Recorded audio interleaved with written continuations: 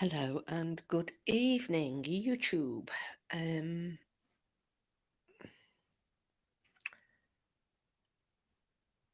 I don't know what's happened to my. Oh, now my picture's not showing on the television, so I don't know if that's a glitch or not. I put up a sim of myself, and it's showing on my phone, but it's not showing on the screen. Oh well, never mind. Can I just say, hi, Simples. Hello, my love. How are you? I'm guessing, can you see my avatar? You're a cheeky bugger, you are, Brian, but hello and thank you for coming in. I don't know why it's not shown. I picked it special. Anyway, not to worry. All right. Do you know what? Give me a second. I'm going to try and I'll try and put my other picture back just to piss Brian off. I'd stay as a nothing, but give me 1 second. I shall be right back.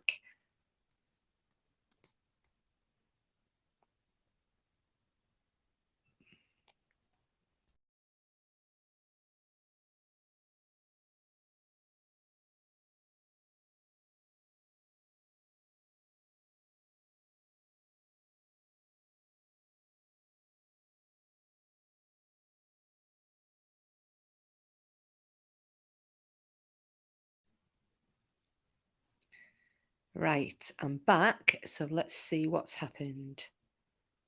In the meantime. Oh, yeah, there I am. Sorry, Brian. You have to look on my wonderful visage. I know. Well, cozy. Do you know what though? I'll go for quality over quantity. Simples. I think that's the way to say it. Yeah, that's not the one I had put up though, Brian. I did myself as a sim, and I was quite impressed with it, and I put it up, but it obviously didn't like StreamYard, or StreamYard didn't like it, so not a problem. How are you guys? It's tonight. I am doing a Dogman story. I'm going to tell you about the nightmare that I had on Easter Sunday. What, not a physical nightmare, as in a nightmare time. Yeah, age before beauty and pearl before swine, they say, don't they, Brian? And then if we've still got time, if it's not too late, I've got a little ghosty story for everybody. But the Dogman story is quite a good one. And because there's another one I want to cover as well. I've just not been in the mood to cover the Next to the Ripper victims. I need a clear brain for that, and I don't have a clear brain at the moment. So, how are you, Brian? Anyway, you okay? And how's Simples? I had a really nice comment left. I pinned my reply. I'm not sure, Brian. I'm not sure yet, Chuck. If I speak at some point, I'll explain, but I'm not sure. Got shizzle going on and whatnot. Eating your lush pudding. Oh, lush pudding, eh? Well, I'm gonna just say a thank you because an account called Creepy had left me a comment in the live chat prior to the stream starting, and obviously, as you know, the comments vanished, and I'd replied saying thank you. Basically, he or she, I don't know if it's a man or a woman, but basically had said, I'm just going to shut the door, stop the dog coming round because I don't want to get interrupted tonight. Basically, um, left me a really nice comment saying that they've been looking at some of the stories on Creepypasta, and that the way that I read and my voice, that I deliver it really well, and I can make quite a bit of money. Not that I'm on here to make any money though. So, but I was just saying thank you because that was a really nice compliment to be given. So thank you, Creepy, if you're listening. And I gave you a follow back. Well, rather, I gave you a follow. I wasn't even sure if you were following me or not, but yeah, you deserved a sub for that one. So, I'll just give you a little bit of, what time are we on? I'll give it 5 minutes and then I'll tell you all about my nightmare on Easter Sunday. and then we'll get into the Dogman story. It's a shame. I mean, I didn't get to speak to Green Eyes because I know she loves these Dogman stories. So she might get a notification or not. I'm not sure. I mean, I don't get bloody notifications. I've usually got to get people texting me telling me people have gone live. So I'm hoping Frida and who normally doesn't get. Yeah, Frida and Fern normally don't get notifications. Wiccan does sometimes and doesn't other times. Green Eyes, it's hit and miss as well. But it's not a problem. People can catch up. What I'm going to do at some point, might even do it tomorrow night if I've got enough time left on my free plan, is I wanted to cover the Shenango Valley werewolf. Oh, I just mentioned you, Frida. I don't know if you heard it, but hello. Hi, Danny. Have a great evening. I'll be listening more. Oh, thank you, Danny. Did you manage to catch the last of the Ripper ones that I put up? Because I know you'd popped in but had to pop off again. I've only done 2 so far. I've got to do the 3rd one, but I really need to be in the right frame of mind for that. So I'm sorry to keep everybody waiting. But I was hoping you got round to listen to the 2nd one. And you've had a couple of uploads since we last spoke that I need to catch up on as well. So again, I know I've had quite a few new followers. So can I just say, I don't know who you all are, and I've noticed that my numbers have gone up. Can you please give Danny After Dark a follow? She's got a really, really good true crime channel, and she's also a permanent panelist on another channel called the Polecast. Really interesting. They discuss the Manson murders and the Charles Manson's followers and what have you. So yeah, anybody, I always give Danny a shout out. So if anybody isn't following her, can you please go over there, give her a thumbs up and sub to her? That would be really appreciated. Oh, he's BAM live, Brian. Let's see again. I've not had a flipping notification. I don't like going live at the same time as my friends, but obviously, I mean, I schedule mine in. This was scheduled for last night, and I had to change it. So yeah, just as I was saying before I said hello to Danny, some of you may or may not have heard of the Shenango Valley werewolf, and that is in Western Pennsylvania. Now, I've got a little bit of a link to this because, as some of you may know, my previous amour was a Pennsylvania state trooper, and that is exactly where he hails from, is the Shenango Township.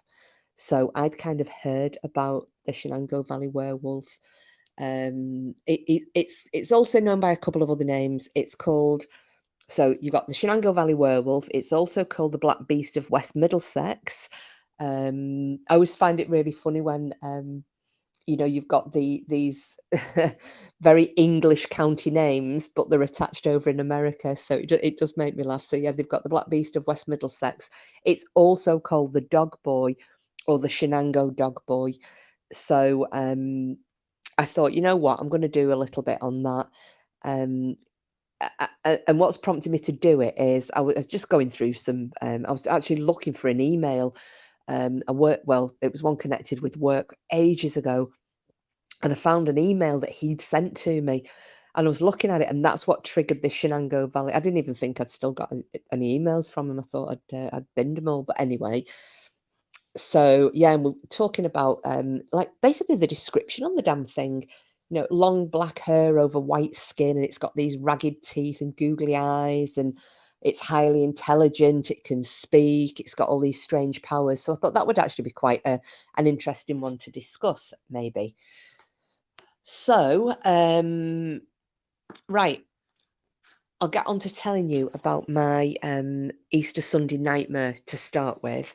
And this is going to involve me heavily slating an eating establishment.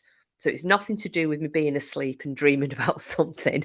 This is actually a full-on nightmare that we had. Sorry about that. I've just opened a can of pop, and I'm going to get a little sip of it before I start.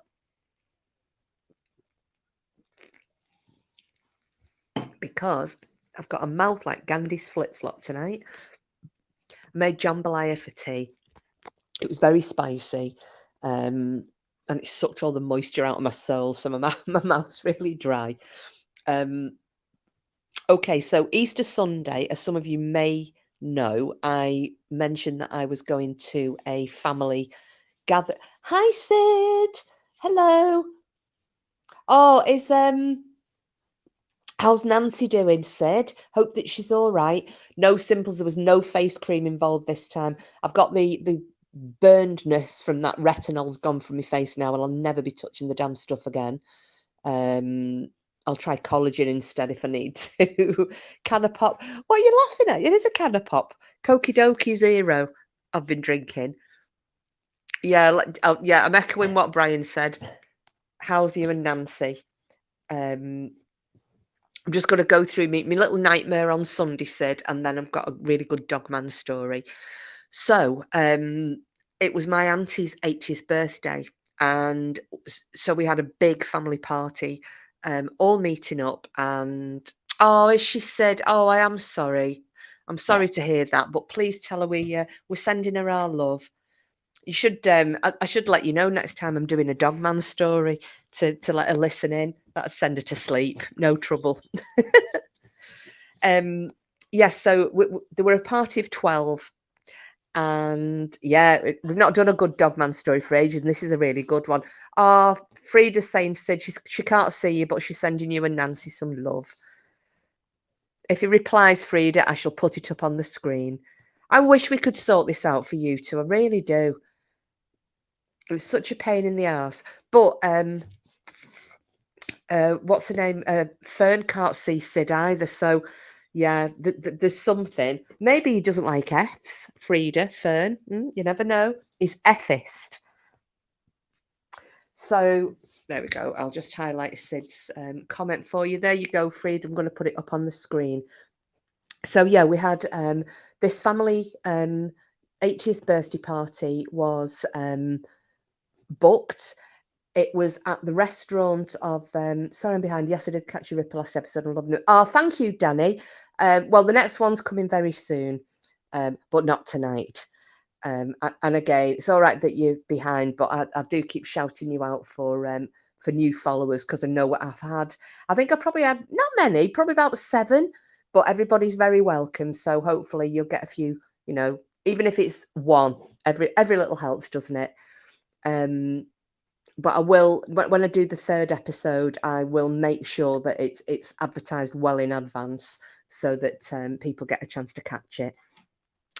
So yeah, we're going to the restaurant of my aunt's choice. Same restaurant. It was an old pub. And the funny thing is that my best friend who I grew up with, funnily enough, was a boy.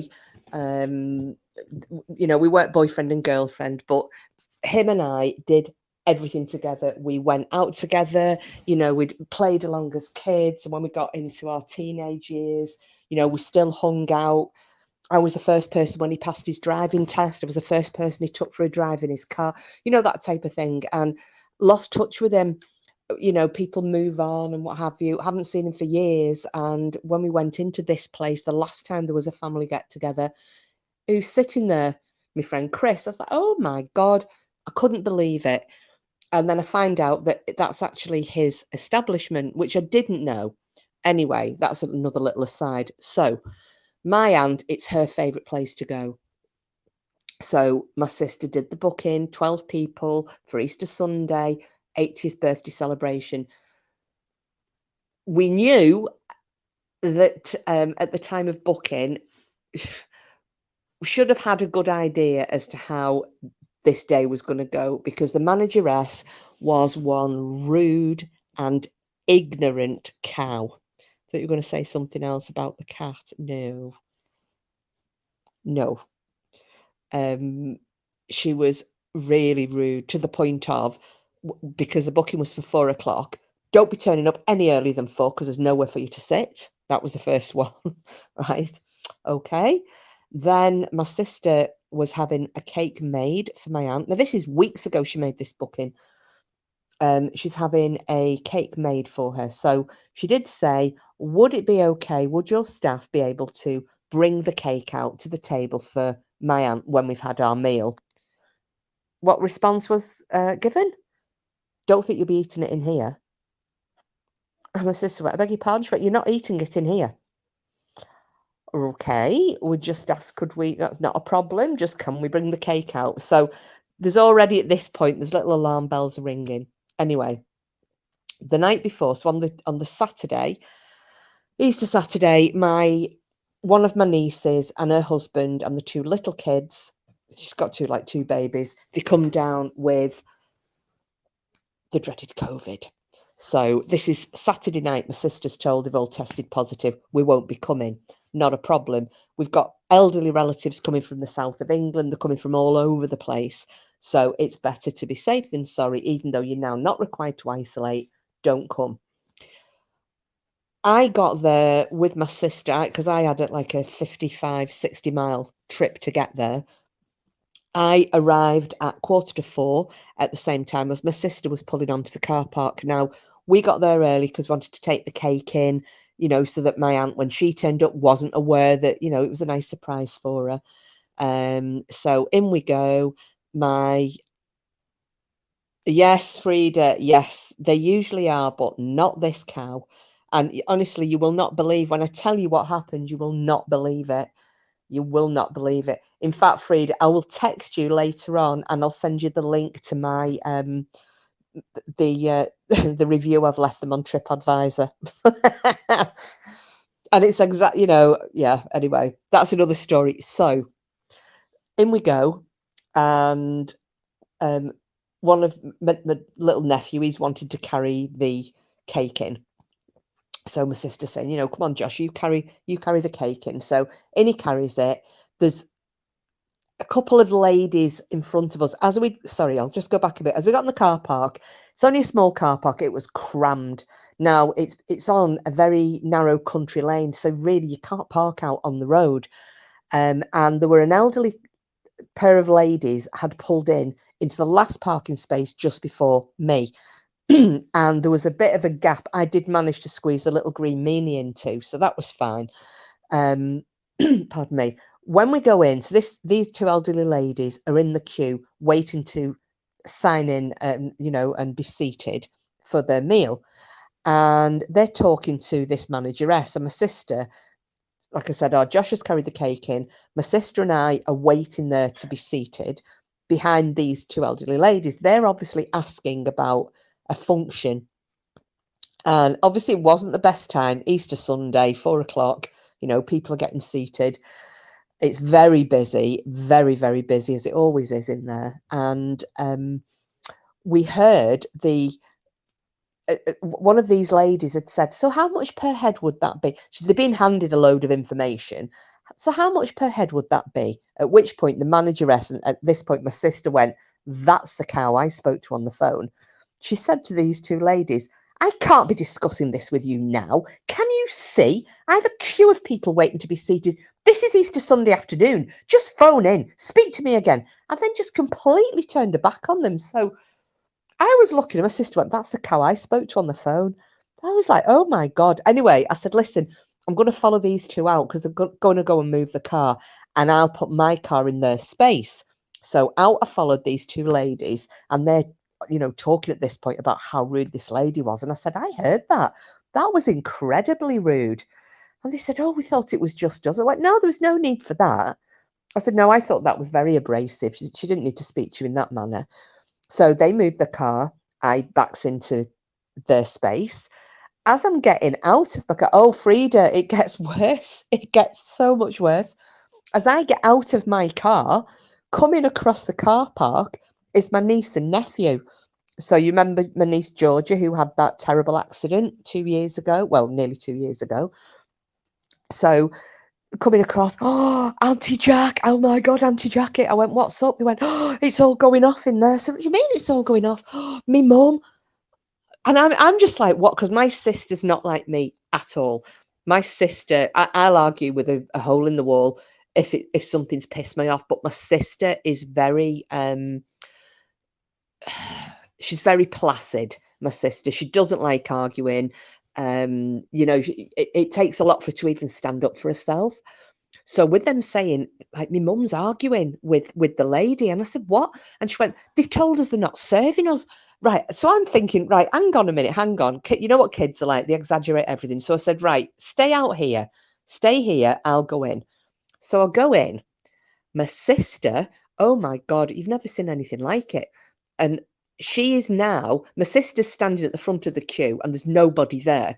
I've gone, what the hell's going on? My sister's looking like she's going to burst into tears, at which point another person, not the original woman, came out and starts having a right go at my sister. And she's got this handful of money. And what had happened was, when my sister had gone in, and I just followed these two ladies out, as my sister had got to the front of the queue and said, we're here to book in, party of 12, blah, blah, blah. And she said, just to let you know, 4 of the party won't be joining us. They tested positive for COVID yesterday. Right. This manageress has started screaming at my sister. Okay. 4 people, we're 4 covers down on Easter Sunday. You are not getting a penny of your deposit back. Now, we'd paid £5 per person deposit, so they've got 60 quid, not having any of it back. So my sister, rightly so, had said, right, there's £5 per person deposit. So if 4 people haven't come, then that's £20, not 60. Do you realise we have staff to pay? We have, we've bought in produce, rah, rah, rah, rah, rah. There are people we've had to turn away. And right, so this is and she's yelling at my sister. So my sister said, look, we've done the responsible thing. They've got COVID. We only found out last night, right? And she said, and you've got no right to keep. She said, I'm really sorry, but I think that your attitude is terrible. She said, you're being really rude for no reason. She said, I've just explained to you very nicely that we're 4 down and I'm getting this. And she said, and you're trying to keep our whole deposit, right? The woman went, yes. And I'm going to make sure my staff don't look after you because I don't like the way you're speaking to me. Now, my sister is the politest, but she is just, I can be polite. However, I mean, I'm polite most of the time, but I've got a nasty streak. I've got a real fiery streak in me. My sister hasn't. She was one of the, she would always get bullied at, she was that type of person. So this woman has said that to her, I'll make sure my staff aren't looking after you. So my sister's just gone, is there any need for this? She went, this is an 80th birthday party. I can't believe that, this is the way that you're behaving and saying you're not going to look after us. At which point the woman said, in fact, no, not only am I keeping your deposit, not only am I keeping your deposit, you're no longer welcome here. Consider your table cancelled. Right, which, considering she's just been making an absolute shitholy fuss about 4 people, 2 of which are toddlers, might I add, so it didn't really make that much difference. But the fact that 4 people are making such a massive impact on her business, but yet she's prepared to turn another 8 away to make a point. And at this point, she walked off, right? So she's left my sister, which is when I had reappeared. My sister is standing at the front of this queue, and a queue it was. There must have been 20 people behind her. Apparently, what the woman had said to my sister, she was trying to draw in the people behind my sister, going, have you heard this? She said to her, you obviously don't eat out very often. That's exactly what she said to my sister. Right. Now, I would have chawed the face off her. However, it wasn't me that she was dealing with. So as I've come back in, this is when another person has come. So I only found all this out later on. This other lady's come in, basically saying it's her establishment. She's got the right to refuse you service. And my sister went, please don't do this. She said, we've got family coming from all over the country. She said, they're all going to be here for 4 o'clock. She said, it's an 80th birthday party. It's Easter Sunday. Where are we going to go? Not our problem. And not only do we have the right to keep your deposit, however, just to get rid of you, and she threw £60 at my sister. She actually threw it at her. Can you believe that? My sister was heartbroken. I just went, Ange, come on, because at this point I'm there, I'm ready for exploding, and she's just shaking her head at me as if to say, don't say anything. I went, come on, Ange, out we go. Got her outside. My sister broke her heart crying. I'm saying, what the hell has gone on? Anyway, the cake's in the kitchen, so we had to send Sol, who's Georgia, my niece. It's a little, I'm saying boyfriend, you know what I mean? They just kind of like walk home from school together. But anyway, so Sol had come with us. So we sent Sol back in to get the cake because we were like, what the hell? He'd had to go back in for the cake. At this point, aunties and uncles are turning up. They're driving onto the car park in the car. Oh, sorry, that was the other thing as well. Oh, I am going to do, Brian. I am going to do, don't you worry. I also forgot this. When my sister had said we were here to book in, because it was 10 to 4, the woman's told her, you're too early. And she went, what? The booking's at 4 o'clock. So, yeah. So there's aunties and uncles and all sorts turning up in cars. And I'm trying to say to him, don't even try to park. Don't. One of my elderly aunts gets out of a car and she's coming over, and I'm like, oh, Auntie Maureen, seriously. I said, this is what's happened. My sister's crying her eyes out. My auntie, whose birthday it is, she's got out of the car. She's coming over on a walking stick. This is the one who'd had the bad fall last year. And my sister's just devastated. And I'm saying that, right, this woman has been a nasty cow just because Danielle Thomas and the two little ones haven't been able to come. So my Auntie Mo's going, we've got baked potatoes back at Auntie Kay's. Don't worry, we'll go back for baked potatoes. And I'm trying to calm my sister down. I said, right, come on, let's go do a convoy back to Auntie Kay's house. We'll regroup there and we'll come up with another option. Anyway, as we're driving back, we passed what used to be, back in the day when I lived there, it was my local. And I worked there for a spell. And I said to my sister rang me at this point, and we're chatting on the hands-frees in each other's cars, and she's really upset. I'm saying, Angela, don't worry about it. And I said, hey, look where we're passing. I said, the mill. She went, yeah. I went, yeah, why don't we see if the mill can fit us in?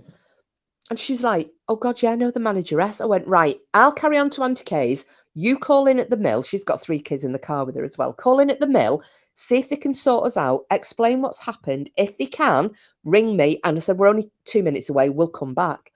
Anyway, brilliantly, she'd gone in there, explained to the manageress what had happened. Manageress, not a problem. Bear in mind, this is Easter Sunday. They got us a huge table for us all. Nothing was too much trouble. Turns out, she said to my sister that cow at the Stanley had done exactly the same to them for a Mother's Day party. And we found out since then, she also cancelled a 70th birthday celebration as well, did the same to them, although they didn't get their deposit back. How rude, how rude. So, yeah, they fitted us in. We had a lovely meal. Yeah, it wasn't the dining experience we would have had at the other place, but then again, I've always thought that was overpriced, mediocre fare rather than, fine dining. So whatever. And when they brought the cake out for my aunt, we didn't even have to ask. They brought out bowls and a knife to cut it with and forks to eat it with, which was because we would have ordered desserts there. It wasn't a big deal, So I'm going to give a humongous shout out to the Carmel Hotel in St. Helens. And it's part of the Flaming Grill chain now. It never used to be when I used to drink in there, but it's a Flaming Grill. And I don't know if any of you are familiar with that chain, but it's nice enough food. They do good steaks, really nice burgers and so on. But I want to give a massive, massive shout out. The Flaming Grill, the Carmel Hotel in St. Helens. It's on the A580, which is also known as the East Lancs Road. The staff in there, the manageress, absolutely brilliant. And I would also like to give a big fuck you to the Stanley Arms at Gillers Lane, St. Helens. Your manageress is a piece of shit. I would love to see her face to face. Yeah, I know, Frida. My sister she was so upset. I mean, it ruined her day.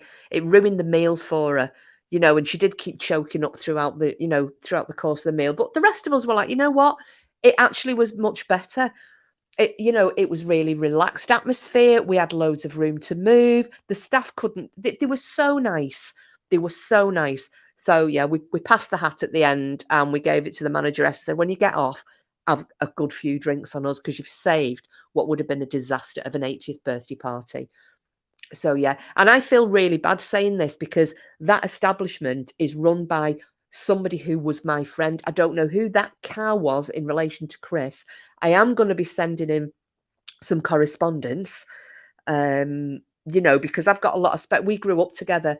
If she is any way connected to him, I mean, I'm hoping to God she didn't look like she would have been married to him because she looked too old. However, yeah, she really needs to be pulled down a peg or two. And when I've looked at some of the TripAdvisor comments that have been left there, the negative ones, every single comment has been about her attitude, cancelling parties, being incredibly rude, being offhand. I've never seen this woman before when we've been, and we've been in there quite a lot. It tends to be our go-to place for family gatherings. Never, never, never again.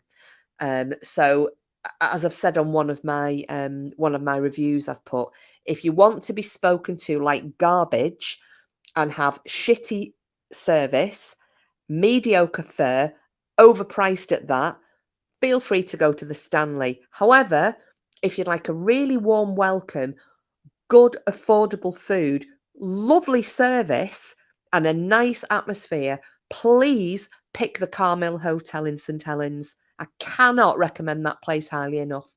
There you go. Frida, that's exactly what I put in one of my reviews. She should not be employed in the hospitality sector. She was disgusting.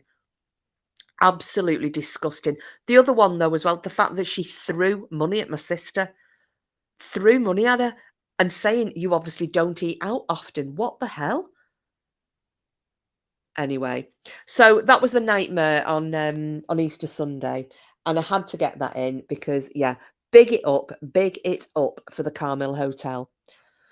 I have got other stuff I will be uploading about that whole episode, but I will save that for another day because that's gonna go on my big Twitter channel. Ha ha ha ha ha. Anyway, eat shit and die, horrible manageress. Right, so now that I've got that out my system,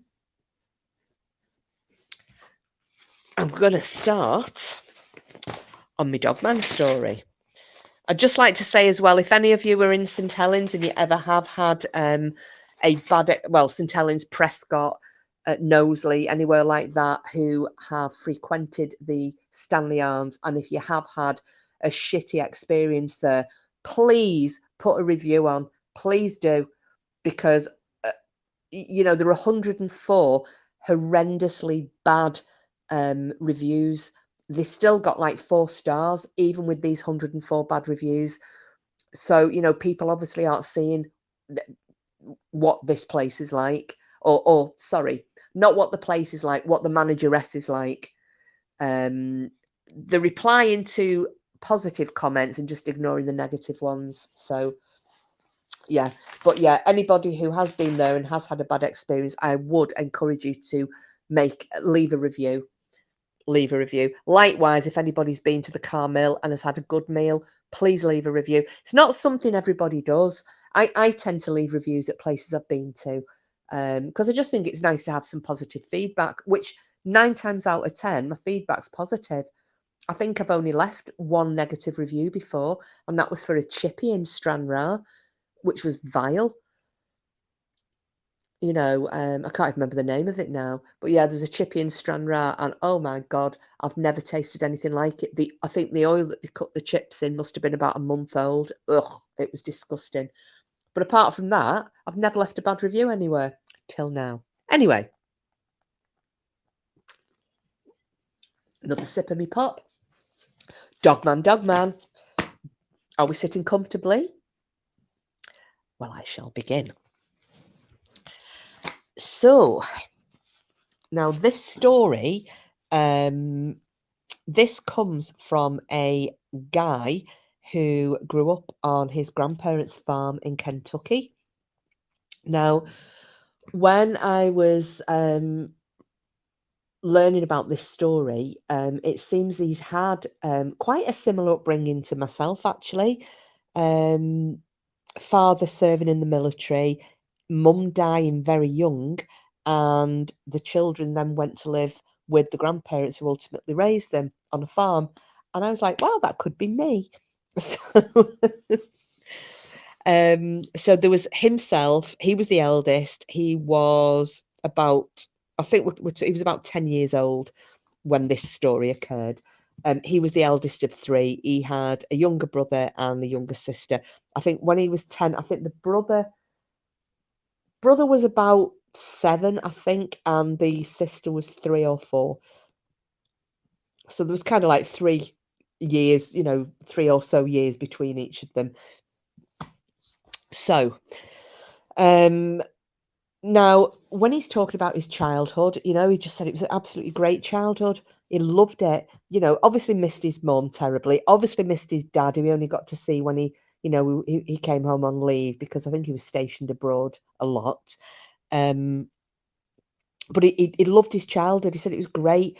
He did everything with his grandpa, and said it was a bit like, even though this was, I think it was the 1980s, 70s or 80s that this happened. He said it was like living back in the 1930s and 40s. It was an old-fashioned upbringing. So, he used to be out on the tractor with his grandpa, and he was learning how to work the land and raising the animals. And he was involved in everything from start to finish, feeding the animals, cleaning up after the animals, even as far as, they slaughtered their own livestock for food. So he even, he was always a party to everything from start to finish.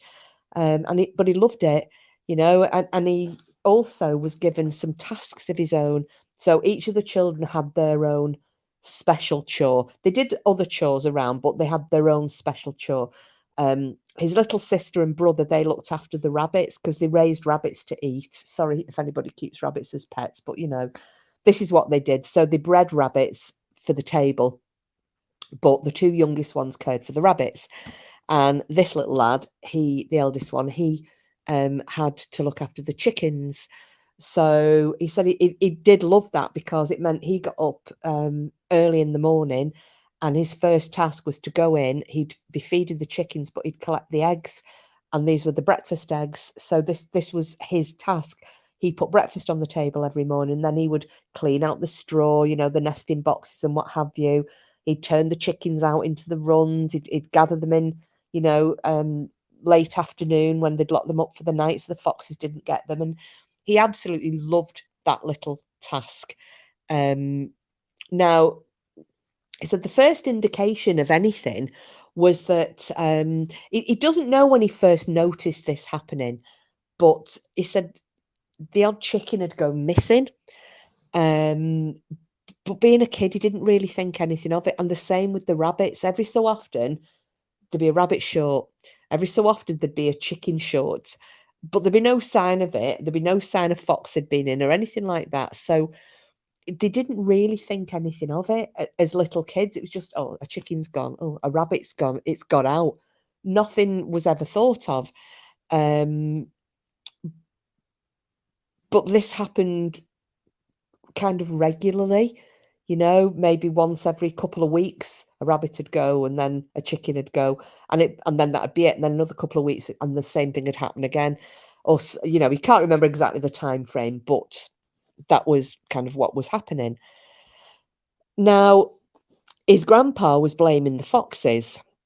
He said, but in hindsight, he said he realised that his grandpa, and this is only as he's grown up and he's realised, started putting pieces of this story together, that he said his grandpa was always very, very strict about the children being indoors by dusk. Always very, they had to be in the house, door locked, blah, blah, blah, by the time dusk was falling. And he said, you know what it's like, a couple of times, they'd been out, usually him and his brother. The little girl didn't really go off with them, but they'd be off playing, war or something, or cowboys and Indians, in the woods or in one of the paddocks or in the barns, whatever. They'd be playing around. And he said they'd lose track of time, and then they'd suddenly realise, oh my God, it's going, it's dusk is falling, and they'd head back to the farm as it's going dark. And although it only happened a couple of times, they said they'd be met by Grandpa, carrying his loaded shotgun, furiously telling him, get back to the house, go on, run back. And seeing now what's gone on, he kind of understands it. But he said as a kid, he was just thinking, oh, Grandpa's really strict. We're only a few minutes late. And they'd furiously run back to the house. And then he said, but again, as a child, not really sinking in, but there'd be Grandma, on these couple of occasions where they had been late and Grandpa had come out looking for them with the shotgun. They'd get back to the house, like running up, and there'd be Grandma on the porch, virtually wringing her hands, standing in the light from the open doorway behind her, up on the porch, looking absolutely frantic, and then ushering the kids inside the house. And again, not really seeing anything more into it. And it's only, as he said, this behaviour only made sense in later years. Really, because, after his own experiences had occurred. Now, the first strange occurrence was when he was about, as I said, he was about 10 years old. Now, he used to go out hunting. Grandpa would take him out and do all sorts of things with him. And he'd gone out hunting this day. There was Grandpa and one of the farmhands. There was always a couple of them would go out. And they'd been out from early morning. They'd been up in the forest. And because at the back of there was kind of a farmyard. There were a couple of big buildings, a barn that they kept all the machinery in, huge barn. There was another barn off over, kind of that stood on its own, where they kept the hay and straw and what have you, and the horses were stabled in there. And also in the bad weather, the cattle were brought into, one half of this massive barn. And then like further away towards, there was a fence, then a paddock, and then that sloped up a hill, and then the forest started. And that furthest one, that was kind of the slaughterhouse, really. There was a coal store in there for when they had, butchered a cow or a sheep or a pig or what have you. And then there were the hooks up there as well that they'd hang up the carcasses while they butchered them. So that was really what that barn was for. It was a big barn, and there was all sorts of things stored in there, like scythes and spurs for the for some of the machinery and all sorts of things, but mainly it was kind of the slaughter room. So he said they'd gone out and they had been hunting from quite early in the morning, and they'd managed to shoot. They shot a wild pig, wild boar, I don't know what you want to call it, wild pig he called it, and a small buck. So they'd got these back, and it was kind of mid to late afternoon when they got back with what they'd managed to butcher, and what they'd managed to shoot. And the deal usually was that Grandpa and whoever had helped him would halve whatever they caught. So half the pig and half this deer would go to the farmhand. So both the guys, to get the two carcasses back into the bottom barn, and they set to work butchering them. So, they'd skin them, they'd butcher, and they were very skilled at what they did. These two guys had done this all their lives, so it wasn't taking them a massive amount of time to, kind of joint the pig and joint the deer, get the skin off and what have you. And they didn't do it finally. At some point later on, they would then start to, cut steaks and what have you, and get the bacon off the. But basically, what they wanted to do was kind of quarter the animals or thereabouts, get rid of the offal, take the bones out and the hides and whatever else, and get the meat into the cold store. Nearly said coleslaw then. Meat into the cold store, and then tomorrow, once it was daylight, they would go about butchering it down even more, and then dividing the spoils. So everything else, so the hide was put to one side off the deer. I'm sure, I can't remember what he said they were going to do with that. I don't think this. It did say, and you know what, I can't remember. But anyway, so they'd saved the deer hide, the pig hide, and the bones, and I think the offal was put into one bin, and then the pig hide and the bones from both animals were put into another bin.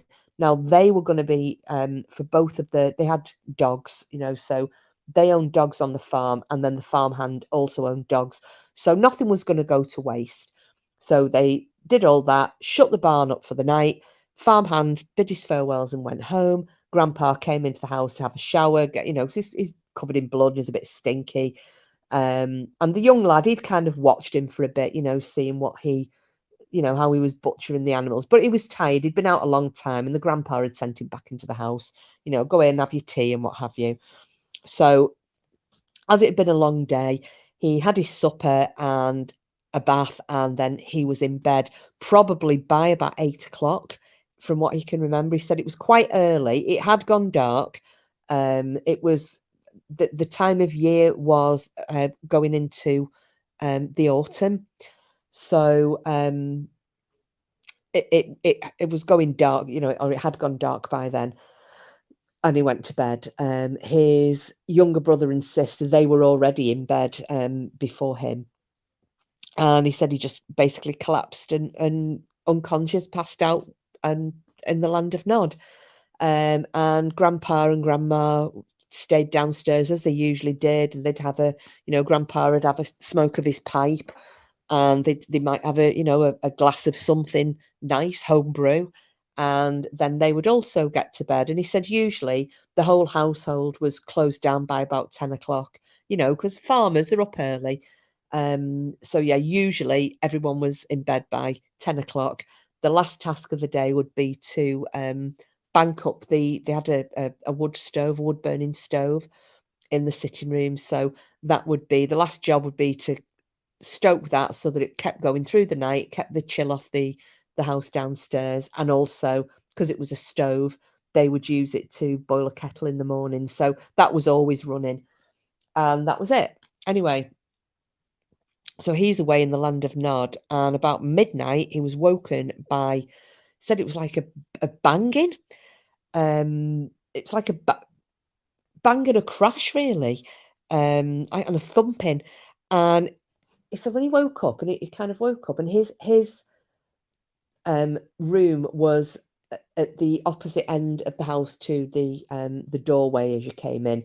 I would have called it the back of the house, but he called the other side the back of the house. His bedroom looked out over the farmyard, and he could see like the 3 barns, and faced up towards the woodland, up the hill on the paddock towards the woodland. So he kind of is lying in bed, and he hears this thump and banging. And he sits, he lies there, and then he hears this bang again, another thump. So being a 10-year-old lad, he's curious, isn't he? So he gets up out of his bed, he goes over to the window, and his curtains are open a crack anyway, so he doesn't need to pull the curtains open. They're probably open about 6 inches in the middle. So he kind of puts his forearms on the window ledge, and he rests his chin on his forearms, and he's looking out towards the barn, and he hears it again. So he knows it's coming from one of the barns, one of the 2 barns that are to the left, not the far right barn where the horses are stabled. And he's looking, but he said he can't see anything. It is a dark night. Although there is a moon, it's very cloudy. So he said the moon is only coming out sporadically, and when it does, it's only momentarily, and then it's covered by the clouds again. So he said he just couldn't see anything. He thinks, just about make out the darker, blacker outline of the first barn.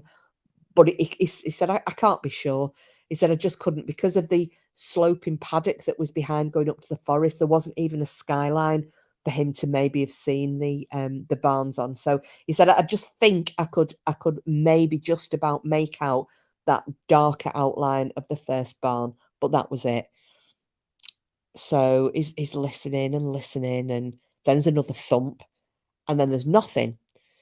So he spent ages straining his eyes trying to see what's going on, and in the end he just thinks, oh well, you know, I'm too tired, like kids do. He's too tired, he's curious, but he's way too tired, and he's lost interest. So he crawls back into bed, and he said, I must have fallen asleep virtually straight away. He doesn't know how long he was asleep for, but he said the next moment he's woken by an almighty crash, and the sound of, he said, I can only describe it as wood splintering. He said, you know, if you're chopping a tree down, and at the last, you know, the last bit where the tree starts to go over, where they shout timber, and the tree splits, and it's got that, you know, that splitting noise of the wood tearing apart. He said it was that kind of a noise. So he's upright, straight, sitting up in bed. What the heck was that? Because this was a massive crash.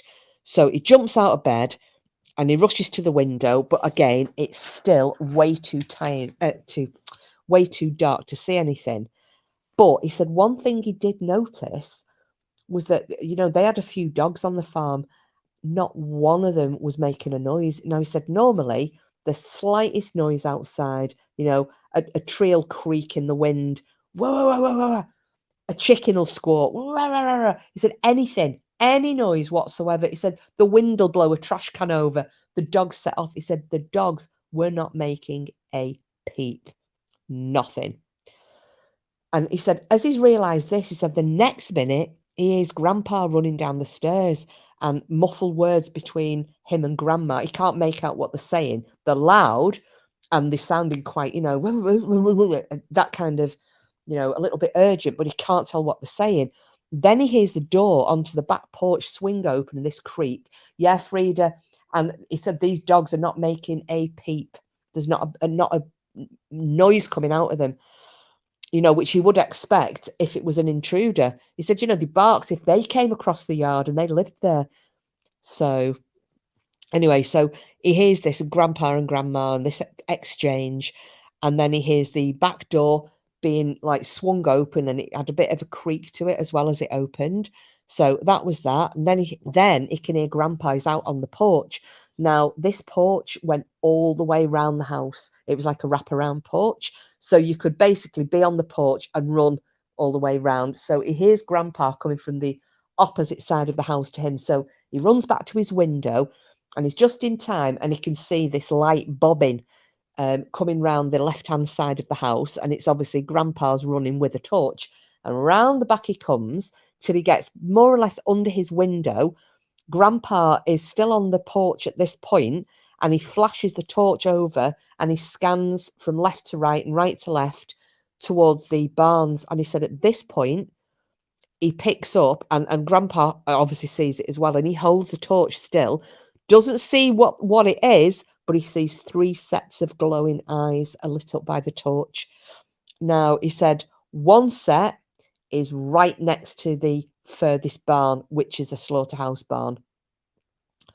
The second set is 6 to 10. He said maybe a foot. Sorry, the second set are maybe a foot or two behind the first set, and the third set are maybe 6 to 10 feet away towards where the fence would be, going up to the paddock and where the forest is. And he's guessing they possibly were on the paddock side of the fence. So he's like, what the hell? Because he realizes that these eyes, the eyes are quite high up. The one near the barn definitely is. He said in hindsight, thinking about where it was, and he closed his eyes while he was telling this, and he's saying, well, I'm going to say the eyes on the set closest to the barn were probably 7 or 8 feet off the floor. They were the eyes. The ones that were directly behind it, he said, were maybe 6 foot off. So he said, I would say that if it was a man, it would be about man, average man height. That second set, he said, the third set, he couldn't even guess. He said, because they were that bit further away, he said, I wouldn't like to guess how high they were. He said, because I was a kid. He said, I don't know where the fence would have been in relation to it and what have you. So, but all he said was that first set, probably 7 to 8 feet high, the second set about 6 foot. While he's taking all this in, he just hears boom, and Grandpa has unloaded the first shot out of this shotgun in the direction of these eyes. And he said this was followed by the most blood-curdling, roaring growl he has ever heard. He said it wasn't just a growl. He said, I can't even describe it. He said it was like a screechy, roaring, howling, yowling sound that he said, I've never heard anything like it. Never heard anything like it. What's Frida put? Kiss, I wouldn't like to live in the middle of the country. Seems like the dogmen hang about in rural areas. They do, but they also hang about in populated areas as well. If you remember with Lady Witch's story, you know, and she was that was just on the outskirts of a big town, you know. So yeah, they seem to as well, which is the other thing. Well, I may as well mention it now. There always seem to be found near water as well. There's usually water about, be it a stream, a brook, a river, a lake, and they are very frequently found around cemeteries or burial grounds. And that's one of these things that, like, as I said, I was going to bring it up later, but I'll bring it up now. They had a family burial plot because apparently this farm had been in their family, or they'd had family living there from, I think, the early or mid 1800s. So they had a few generations of family actually buried on that land. And funnily enough, or not funnily enough, that family cemetery was out towards that back paddock. You know, it was off behind the last of the barns. There was a little area that had originally been part of a paddock, and they'd fenced around it, and that was where the family graves were. So yeah, a little bit strange. So anyway, so he hears this awful, awful growl, yowl, what have you. Grandad then points the torch again, so he sees, and the torch is waving at this point, and so he says now as an adult he realizes his granddad was probably shaking like a shitting dog. You know, he's absolutely terrified, but he's doing his best to hold the light steady. So the torch points again, it scans around, and this time there's only one set of eyes lit up. He is guessing because of the height of them, it was the original first set that he'd seen that was closest to the barn, but they were now closer to the house. They'd kind of moved nearer to the closest of the two barns, which is where all the machinery was kept. And obviously, coming in this direction, Grandpa unloaded the second of the shots out of his shotgun. And as he did that, so there's this another almighty boom. There's no noise comes from this creature, whatever it is. But he then sees the torchlight, Grandad's flashlight, heading back round the side of the house to the left-hand side, and he hears Grandad's feet going like hell for leather along the wooden porch, and he's running like mad. He then hears the outside door slammed open and then shut and being locked. He hears there's two deadbolts on it. He hears the deadbolts going. Then he hears Grandpa shouting to Grandma, bring me the rifle, get me my box of shot. You know, Grandma's in a right state. And then just as this is all going on, so he's upstairs and he's not sure what the heck is happening, but he can hear this panic going on downstairs. He can hear Grandad loading his shotgun. He can hear Grandma's feet on the wooden floors downstairs. And he said, and then all of a sudden, this howling started.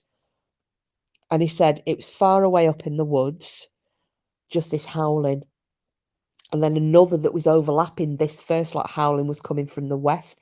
So as he was looking out of his bedroom window, it would have been coming from the left-hand side. He hears that. Then he hears another coming from the east. He said, and then from the one or two sounding like they were a bit closer. So he said, I don't know if they were in the yard or they were right at the bottom of the paddock behind that, you know, the slaughterhouse barn. But he hears another couple, he said, and then from the direction of the last barn that they saw the creature that they think, you know, he's pretty sure Grandad had hit, he heard this howling, crying sound, and he said it absolutely chilled his blood in his veins. He said even now, to this day, he gets chills recalling it because he said it was so awful. He said it was kind of he said, all I can describe it, he said, I don't know what had happened to this animal, but he said it was like this distraught howling. Now, whether this thing was dying and wanted its family, whether it was just injured and wanted its family to come and help it, whether it was he said, I just don't know. He said, but it was the most awful, awful howling and crying he has ever heard. He said he said it just defies description. It was so bad. And then, as this has happened, he said all of a sudden there's this bang, like something had run into the side of the house. He said it sounded like a car had driven into the side of the house, to be honest. It was that loud. He said just this bang straight into the side of the house. Now, this is a wooden house, by the way. It's not brick. Boom. And he said, and then somewhere else on a different wall, bang, another one, bang, another one. And he said, and then it sounded like there were multiple feet running around the wraparound porch. Just thundering footsteps. He said it's like they were, doing the wall of death round the house. He said it was absolutely dreadful. Just multiple feet, but heavy. He said it was, hang on, dog, do not. The dog's about to bark. Stop. Don't. God, he always does it when I'm talking about dogmen, doesn't he? That's a good boy for not barking. Good lad. Good lad. Sorry for anybody new listening. My dog gets reactive when we talk about dogmen, so I'm just going to stop him yapping. Good boy, lie down. Good boy. Good lad. So, yeah. So he hit this bang, bang, bang. Just like things were throwing. And he said now, looking back, things were throwing. Yes, Sid, that's his name. Don't wear it out. Hoo-ha. Just like multiple bodies being flung and hurled at the side of the house. All the sides of the house. Then all of these running feet. And the walls just kept getting hit at intervals. They think it had stopped, then bang, another one. He said it was enough the foundations were rattling. Grandma screaming downstairs, and the next minute, he and his little brother and sister are basically, grandpa's come running up the stairs. He's got the little girl who she slept through all of this. So she's in his arms, head over the shoulder. He's got the youngest lad, because those two shared a room. Youngest lad is dragging him by his arm. He's come into this lad's room. Come on, downstairs now. Ushered them all downstairs. Then they join grandma, and she's by the wood burner. She's got blankets there, and she's wrapping them all. She wrapped the three kids up, and she kind of scooches them all up to, and they're basically, all four of them are sitting in front of this wood burning stove. All the lights were off. Now, he doesn't know whether that's because grandpa wanted the lights off or not, or they just didn't have time to light it. He doesn't know. But he said basically grandma and those three kids, they're then all sitting right in front of the wood burning stove. And the banging had stopped at this point, and the running on the porch stopped as well. So they're like, right, okay, what's going on now? And then the next thing was the sound of claws being dragged along the wooden walls outside. And he said that was really, really sinister. Really sinister. What's that, Frida? I have no weapons in my apartment, but there was a truncheon left in the airing cupboard. Oh, I don't know what I would. The thing is, what would you use? What would you use as a weapon against these damn things? Because it appears nothing will kill him. It doesn't matter what you do. We've heard, as listening to these stories, we've heard, the injuries that have been done to these things, and they're very, very rarely killed. I think I've heard of 2 being killed. I mean, some of the serious injuries that they suffer, but they don't die. It doesn't even slow them down half the time.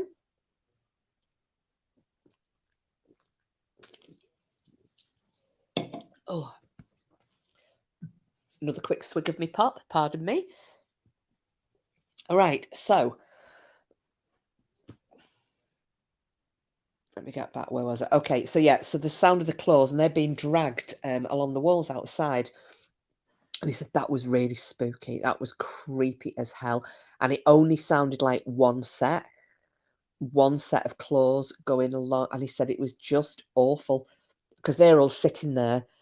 And it's like, oh my God, you know, and they're looking from side to side, they're looking at each other, and the kids are all, you know, just wide-eyed and terrified. And funny enough, they're not making a sound. Grandma is busy praying, you know, she's praying to all the saints and the baby Jesus and all, you know, demons, whatever she can. She's praying to everybody and everything to save them. Grandpa, he's crouched near the door to the outside. He's not got his back to it. He's just crouched down near it, and he's in kind of a one knee down, one knee up shooting position. And he's holding the shotgun. Now he's pointing the shotgun in the direction that the noise is coming from, and as it's going round, now it's going from left to right, and as this scratching of the claws is going round the barn, round the walls of the house. Grandpa is moving with the gun, so the gun is always pointing at the place that this noise is coming from. Now, he also felt inclined to mention at this point that one of the dogs they had, now this was kind of I think it was a bit of the favourite of the family, this particular dog. It was a huge Pyrenean mountain dog. Now, this dog was his granddad loved these dogs. His granddad had fought in Europe in the Second World War and had come across these dogs there and had fallen in love with them. And he'd always said when, you know, he wanted one of these dogs and got one, he did. And this dog would help with the cattle and with the sheep. Frightened of nothing. And I mean, anyone who's seen the size of a Pyrenean mountain dog, they're freaking huge, absolutely gigantic things. So, you know, it was a good guard dog. It was brilliant with the children, you know, ideal, but this was a favourite of the house.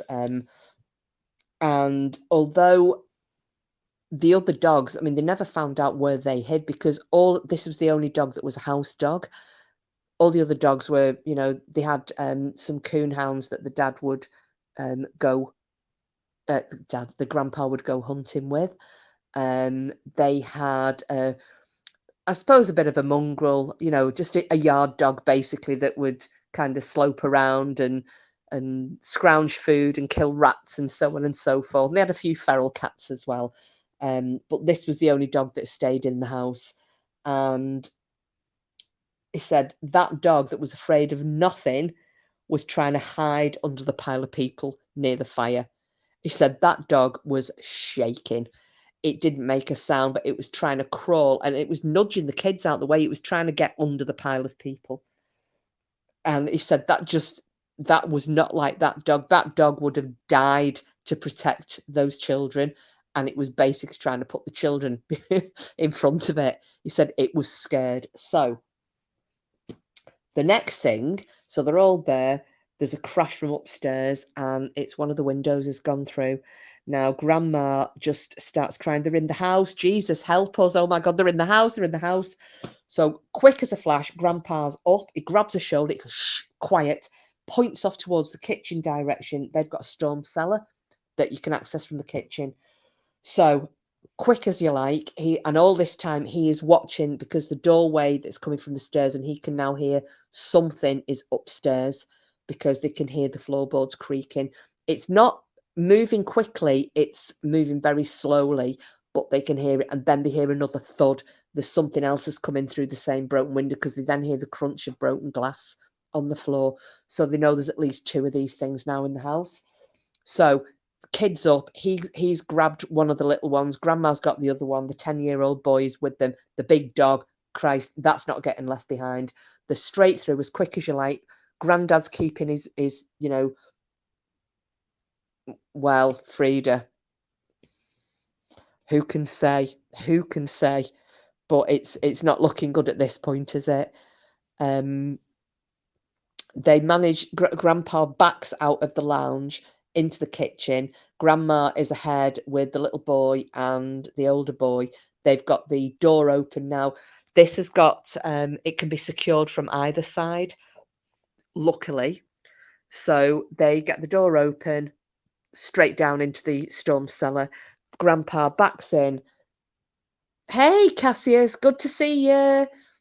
No, not everybody gets notifications, but it's fine. As you know, I always leave them up so everybody can catch up as and when if they want to. But we're doing a Dogman story, and I've had a bit of a rant about my nightmare on Easter Sunday going for that meal with my aunt.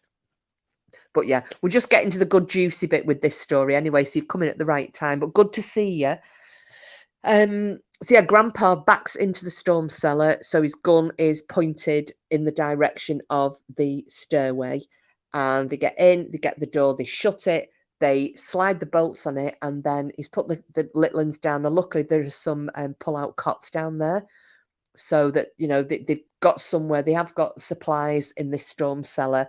They've got lanterns and so on and so forth. I mean, it's there for a reason. But there's also food and whatnot. Grandma uses a bit of an overspill of a pantry, because he said he couldn't remember the last time it was actually used as a storm shelter, but it was there, you know. So there was a big what had been an old kitchen table that had seen much better days that was down there, that Grandma used to kind of do her canning on, and she'd chop vegetables and so on when she was making her jams and whatnot. So between them, the two of them dragged this big table in front of the door, because this storm cellar door opened into the cellar. So they managed to, like I said, they shut it, they did put the bolts on, and they put this big heavy table in front of the door, and then they backed as far away from it as they could. They got into, they got the kids on one of these cots, little pull-out bed. I think in America they call them cot beds, don't they? And in the UK we call them camp beds. So they got the three kids on there. They've wrapped them up in a bundle of blankets. Grandma's got a kitchen knife from somewhere, and she's sitting with it, holding it white knuckled. And Grandpa, there's like a little stool. He sits on this stool in the centre of the storm cellar with his gun pointed at that door, and he doesn't move. Hi, Brian, Sid, Simple as Danny After Dark and all. Oh, there you go, Cassius. I shall do that. Oh, hi, Salts. Salty bitch in the house. Hit and run, I'm lurking. Shh. Hey, everybody except Cassius. Hi, Salty. Lovely to see you, sweetheart. We're just doing our usual spooky stories, but great to see you. We'll not tell anybody you're here. Just go back to hiding. Even though I'll put you up on the screen anyway so people can see you were here. And then I'll hide you again. So yeah, and that is how Grandpa stayed for the rest of the night. However, in the meantime,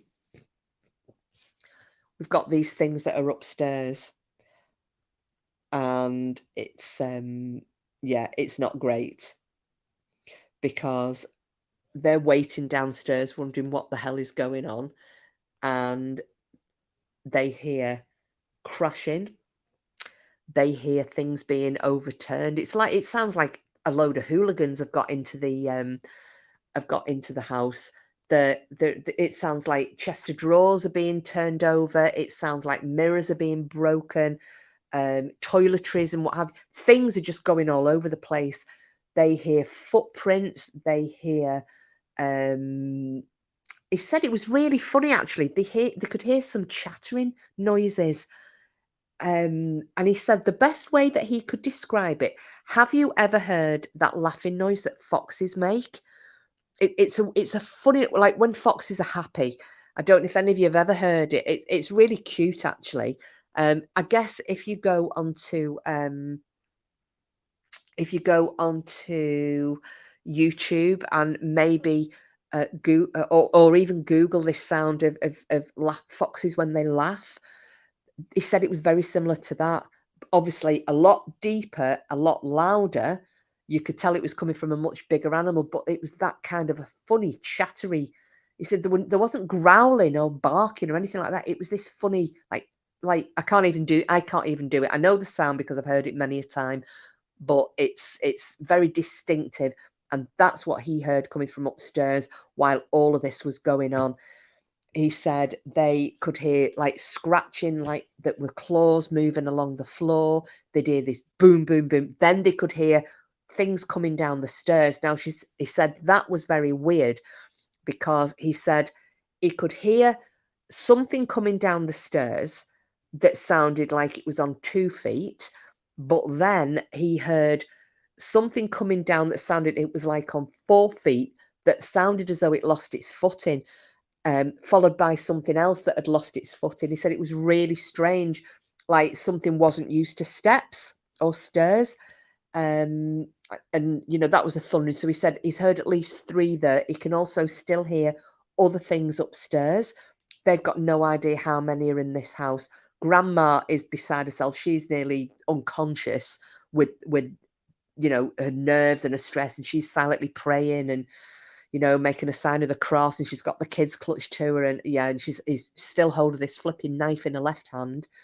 Grandpa is sitting there, and he said every so often, because they'd lit one lantern. It was in the corner, and it was kind of hanging from there was a hook in the ceiling, and it did have a very, very, very tiny sway on it.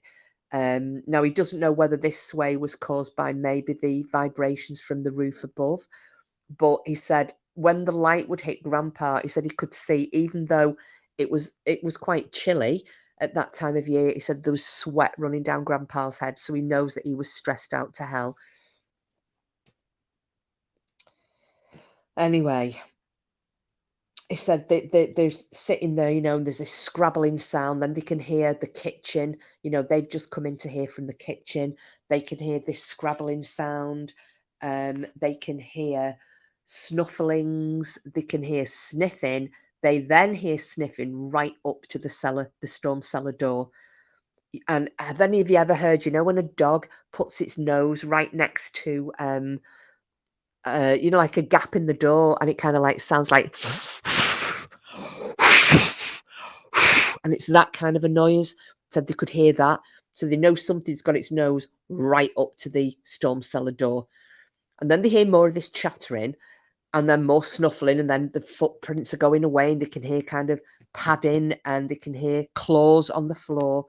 And they said this whole thing from the windows going through upstairs until then they hear another window go downstairs, and at this point they're thinking more are coming in. Well, actually this was them going out, and another window downstairs. So these are 2 of the lounge windows. I think there were 4 or 5, he said, in total in the lounge. 2 of the lounge windows were put through. Then they can hear a thud as, yes they are, Frida, yes they are. They hear the thud as they land on the wooden porch outside, and he said he counted in total, he counted 4, but he said there could have been more. I don't know. He said, I don't know if anything climbed back out of the upstairs window, but he counted 4 lots of jump and thuds from downstairs from the lounge. So from start to finish, from them coming through upstairs to them going out downstairs, it was about half an hour in total. So they stayed in that storm cellar. The torch ran out, as the lantern, I should say, that ran out, by the way, as well. So for the rest of the night, they were in the pitch black downstairs. Grandpa had his torch, but he kept it off. I don't know why. I don't know why that was, but they stayed silent for the rest of the night. He thinks he did manage to nod off at some point. I mean, the stress of it. He was a kid. They were terrified. But also, he said, when you've got a pile of kids and a massive dog, and grandma's there and grandpa, and he said, you're safe, even though you know that the world's about to come crashing in around you. He said, as a child, there is an element of feeling safe there. So he fell asleep. His little sister, he said, she basically to this day hardly remembers any of it. She remembers being carried downstairs. She remembers being in the storm cellar, but doesn't remember any of what went on. His brother, he said, he claims he doesn't remember any of it. He said, I'm not going to fault him for that. He said, I think he does, but just doesn't want to talk about it. And so I've left it.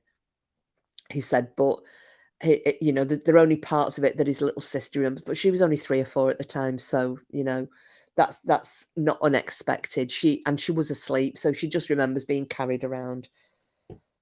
So they've gone. They stayed there all night. they knew it was dawn. The roosters were crowing, so they knew it was coming dawn at this point. There were tiny little shafts of grey light coming in from one end of the storm cellar, like where the flooring was. There was a little bit of a gap.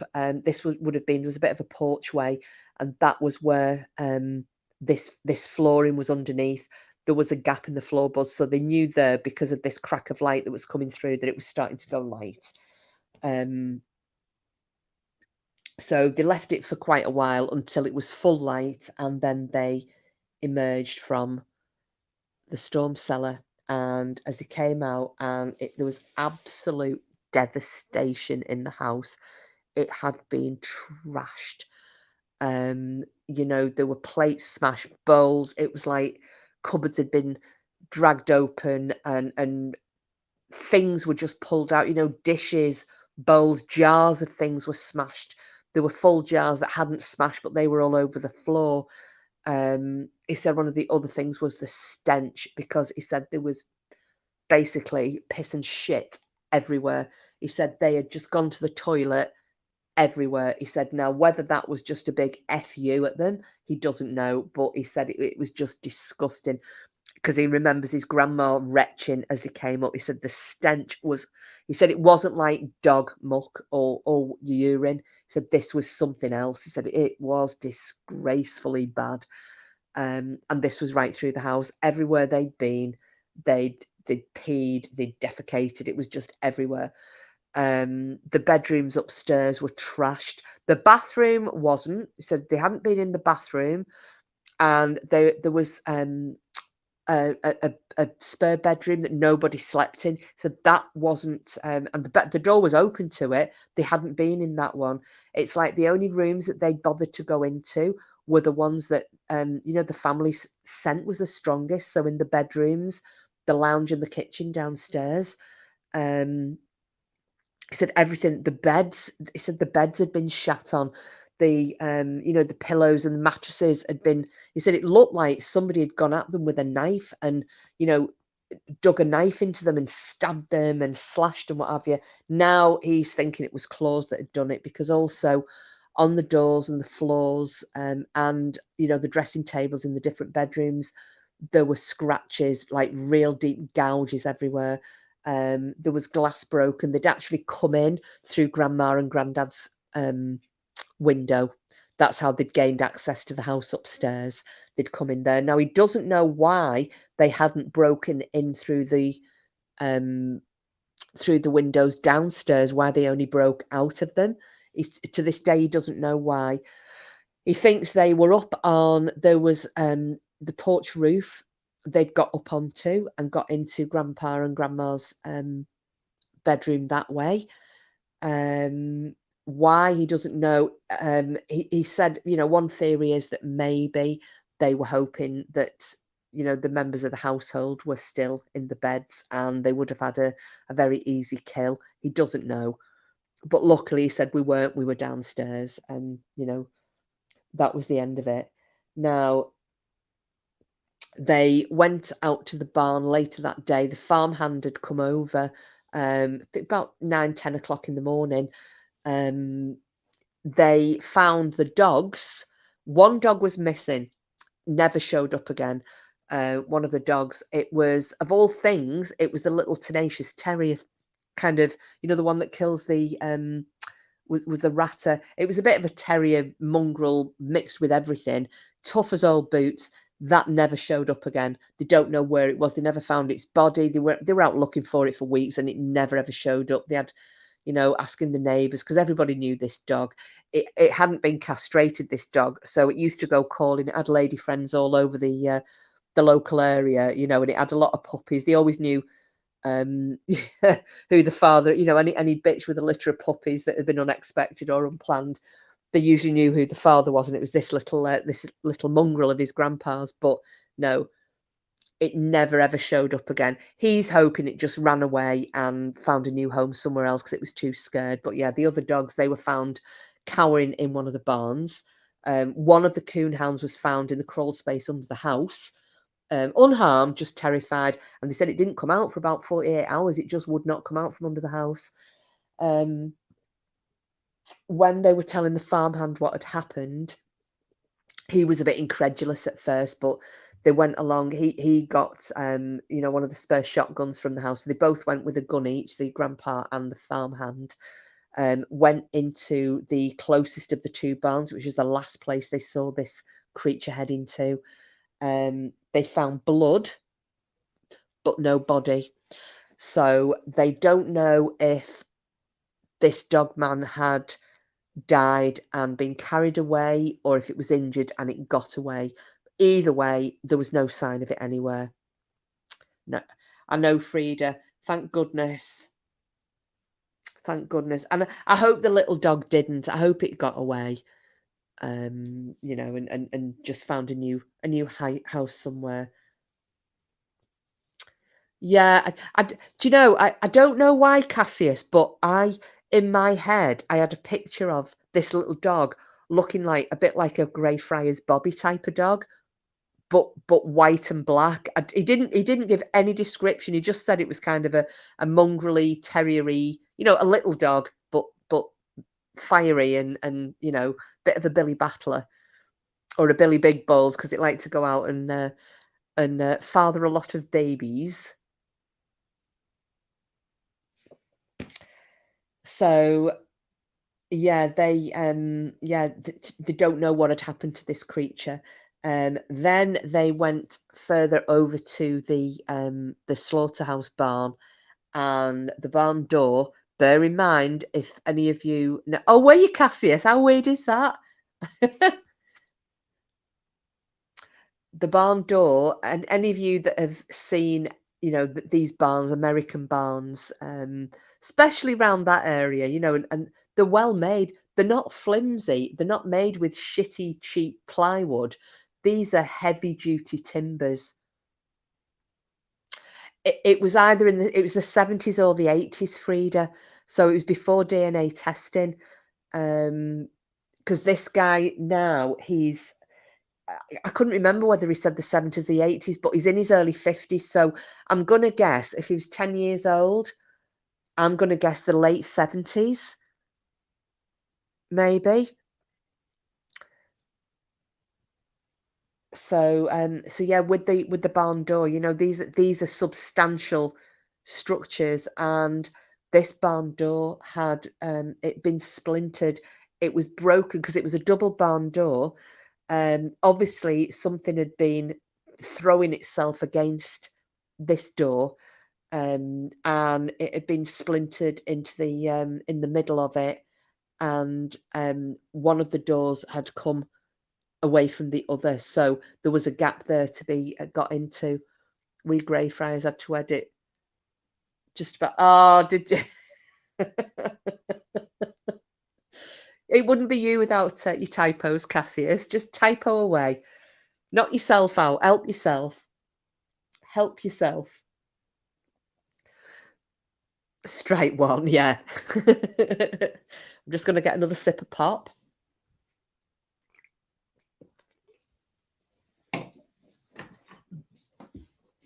What's this? Please say hello to our singer, Johnny Seven. Hello, Johnny Seven. Oh, is this who was singing? No, I thought it was you, Sid. Is this Johnny who was singing Johnny Rocco? Brilliant. Well, welcome and hello. Oh, Johnny Seven. Oh, oh, oh, oh, oh, Johnny Seven. Doesn't sound the same, does it? But anyway, I hope the sentiment is well received.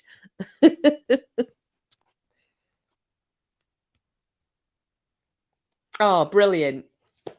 Well, welcome, Johnny Seven. I hope you like our Dogman stories and me getting distracted.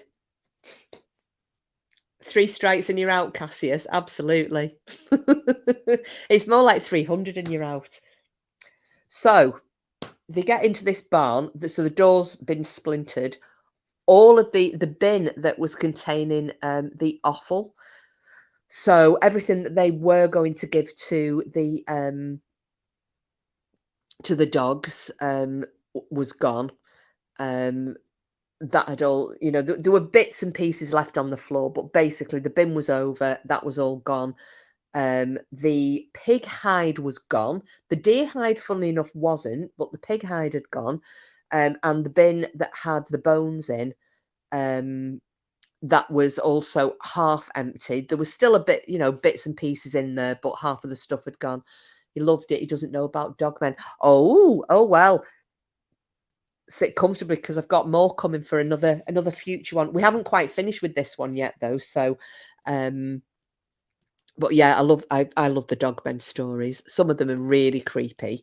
I've got a very creepy one that I'm going to cover next. Not tonight, obviously, but there's kind of a personal connection to that. So we shall see if he enjoys that one as well. But yeah, I'm glad you've enjoyed this one, Johnny. Johnny 7 and City 6. It could be City 17, maybe. I don't know. It's not got the same ring as it Simples. So let's fast forward a month. A month later, and as kids do, they kind of forget all this frightening, scary stuff. And he's out playing in the farmyard with his brother. And he said he remembers that they'd been watching, what did he say? It was The Three Musketeers. They'd been watching the film. I don't know which one, but they've been watching The Three Musketeers. So he said they have got some sticks, and they're, you know, they're playing fencing in the farmyard, and, you know, they're basically having a whale of a time. And Grandma is washing out. His little sister is still in the house. I think she's having an afternoon nap from what he said. So little sister's still in the house. Grandma's pegging out some sheets. Them two are playing, you know, at Aramis and D'Artagnan and fencing and what have you. And he said, all of a sudden, Grandma just panicking, just says, get in the house, back to the house, boys, stop it, put your back to the house now, back to the house, run. And they can see that she is stirring up over the field. So he looks round. His little brother's took off running because he's doing what he's told. But the older boy, he turns round as he's running, or well, kind of jogging. He's not really shifting as quick as his brother. His grandma has just got this armful of washing, and she's like legging it back to the house. And he looks back and he sees up. So you're talking over the farmyard, over the fence line. There's a paddock, which is a hill, going a fairly steep hill, and then the wood line, you know, the start of the forest. And he said, sitting on the grass, he said, having to guesstimate, he'd say maybe 10 feet in from the wood line, is the hugest wolf-looking creature he has ever seen. And he said it is just sitting there and it's watching them. And they get in the house, and he said Grandma locks the door and goes to the window, and she's so around the other side of the house from where they go into, and she's looking, and they can see it, and it just sits there. It just sits there and it's staring at them. Hang on a sec, Cooper, stop. It just sits there. Sorry about this, guys. It just sits there and it's staring at them. It's not doing anything. It's not moving, but it's fixated on them. And he said at this point,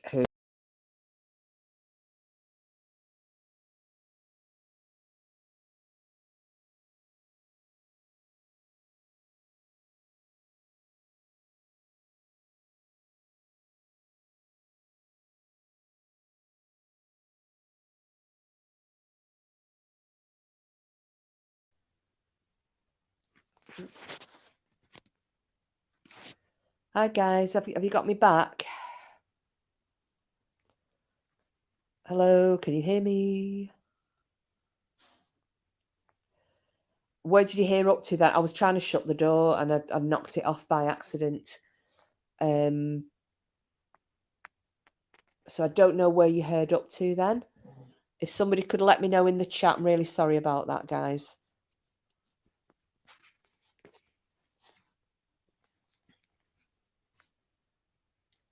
Did you get as far as them being in the house? Everybody getting back inside the house, or was it out on the yard? I'm so sorry about this. Yeah, so they're back in the house. So they're back inside the house, and Grandma just goes to pieces. He said she just sits there and just cries. I'm back, Frida. Don't worry, I'm here. And he said that was quite disconcerting for him because, you know, adults, they're always, you know, they're a tower of strength, aren't they? And it was the fact that he just saw his grandma falling to pieces. And he said that was more disturbing to him than these things having been in the house. He said it was really, really upsetting. Now they didn't have a phone. He said this was the one thing that he said was rectified not long after this episode. Um, he said they didn't have a phone, so you know, it wasn't like they could phone for help, or his grandfather was out, so he was off. I think they were herding the cattle because this farm is massive. You know, there's thousands of acres on it. There were you know, they were really good farmers, and they had a lot of land and a lot of interest. And you know, the grandpa was out for the day, so he said after a little while, you know, they're still looking out the window. The kids are there, the grandma's not, but eventually she gets herself together. She gets off the floor. She goes over to window and she has a look. Now he's been watching all this time, and he just said, "It's gone back in the woods, Grandma." And she said, "Are you sure?" He said, "Yeah." She said, "Are you? There's nothing else around, is there?" "No." So she said, "Right, kids, coats on." So she gets all the kids with the coats on, and they have a truck. She didn't like driving it. He said it was an old battered old banger of a thing. But it, you know, it was an emergency truck, and basically she got the three children and herself into the truck, and she headed down to the town. And when she got down to the town, she went straight into the sheriff's office, and she knew the sheriff. I think they were she'd been friends with the sheriff's parents for many years. The sheriff was the same age as this kid's dad, or a little, you know, similar age, maybe a little bit older. Um, and the kids, she left them with the reception. There was like a lady who ran the reception in the sheriff's office. She left them with her, and she went off with the sheriff into his office. And he said she was in there for quite a while. And he said he could kind of hear muffled voices, but couldn't hear everything because the door was shut. But he said, I could see my grandma was crying, and the sheriff had given her some tissues, and, you know, she wiped her face and what have you. And then she came out, and he was like, you know, you stay there and we'll get you a cup of coffee and what have you. And he went off and he spoke to one of the deputies out the back, who was looking, you know, kind of looked through at them as if to go, what? And they whispered and whispered, and then they went out through the back. And then he said the next thing that he knew was that they stayed in the sheriff's office, but the sheriff and three deputies, and they all went. They got in the car and off they went. Now, he said he found out afterwards that they went back to their farm. Um, on the way there, they went back via whichever route it was, and they found the grandpa, and I think he was with two or three field hands, and all of them went back to the farm. They were all armed, and he found this out later from one of the field hands that they basically, the lot of them went over the farmyard, over the fence, up across the main field, and they actually went into the woodland to try and see if they could find this creature. They found prints apparently that looked like deformed dog prints. And when I'm saying deformed, it's because there's a lot of descriptions of these dogmen prints that they definitely are dog-like towards the pads with the same layout and the claws, but they're longer. So sometimes it looks as though a dog is kind of walking on its hocks, even though it's not, just because of the length. Well, they were the kind of they were the prints that they found, but nothing else. So eventually, Grandpa came down to the town to collect them and brought them all back up to the farm. And he said, from what he can remember, they had house guests for quite a while after that. And they were some of the farmhands. Now, they had some, they were like lodges, if you will, which were like right out at the, you know, the other side of their land. And the cattle hands used to stay over there. Well, they now came and they stayed at the main house. And he wasn't sure because, you know, again, as a kid, he's thinking it's because of the bad weather. He's since found out it wasn't. It was because they had extra protection in the house. But from that last sighting up on the meadow, they never saw them again. He said the chickens and the rabbits were never taken again. Grandpa and Grandma were still very strict about them being in before it got dark, but they never saw anything again. They never lost any livestock. Nothing ever tried to get into the barns. So he doesn't know, you know, what had happened. Did the one that was shot, was that the pack leader? Did it die? Or, you know, if it didn't die and it was rescued or it got away, did it just say, you know what, it's not worth staying here because, you know, the injuries, etc., isn't worth the hassle?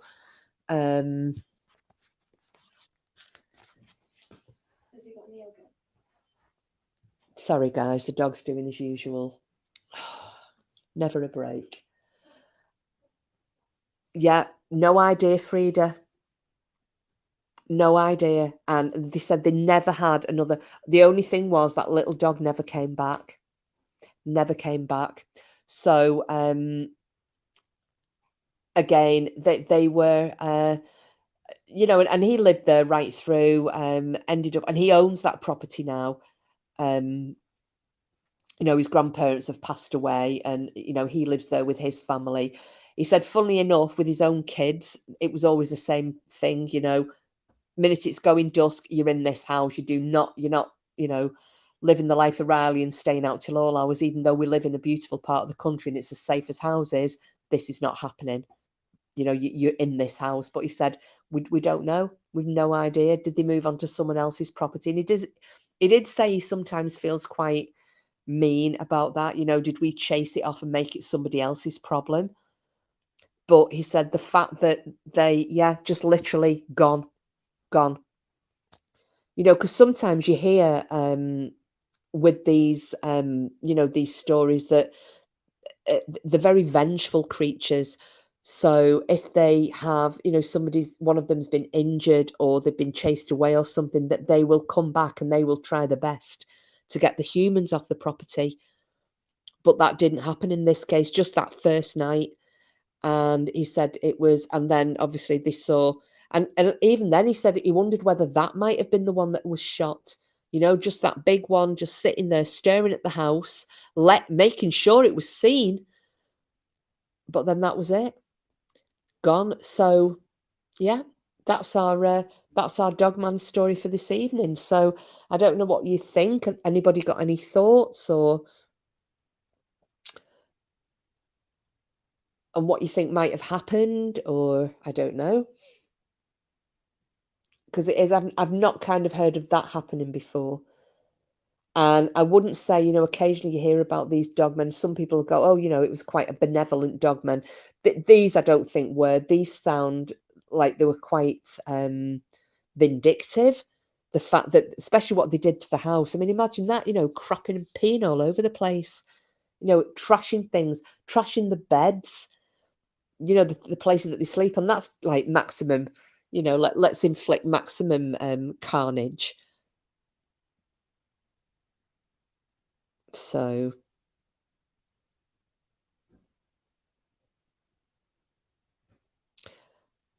I'm just gonna go and check on my dog because he ended up, you know, sometimes when we're doing these stories and he gets that acid reflux thing. So you all right, Coops? All right. And he has to have his yogurt. Oh, good boy. Yeah, we have to give him his yogurt and then he kind of settles down. He just does this sometimes. If there's I don't know why, if there's more than one person around, and it's always when I'm telling the stories, and then he gets like really anxious. Maybe the Dogman got too much resistance from people on the phone. Maybe, but the thing is, Fried, if you remember, you know, some of these stories that we've gone on before, do you remember the one with Brandon? You know, where they got that special forces team came out, and you know, they had that whatever it was, that it was like a sonar thing that affected his pit bull, and they think that was to chase the Dogmen off, and they appeared to have gone, but then do you remember they actually came back and it got even worse. He thought they were going to try and snatch the baby through the window, and then it got into, they had a cellar, it got into that, and then it was in the kitchen, actually in the house itself. You know, when he shot it, it was up in the barn. So those things, you know, that was a lot of resistance. Him and his friend had, you know, that was the one that was initially injured, and its pectoral muscle was ripped off when they shot at it. So, I mean, those two guys were tooled up to the nines, you know, they had a lot of firepower there. They then called in guys with a lot of firepower, but it didn't, you know, it didn't stop them. And in the end, as you may remember, Brandon has ended up moving his family away from that property, and that's his dream home. You know, they're going to let it out to people, but he said we have to make people aware what's here, because he couldn't, in all good conscience, let anybody move into that home without being aware of why they've had to leave. So I honestly don't know. It's it just seems to be a little bit of an enigma with this one, because they don't seem to be the type of creatures that will just walk away from a battle. You know, in fact, they're more likely to try and make it even worse. You know, it escalates, doesn't it?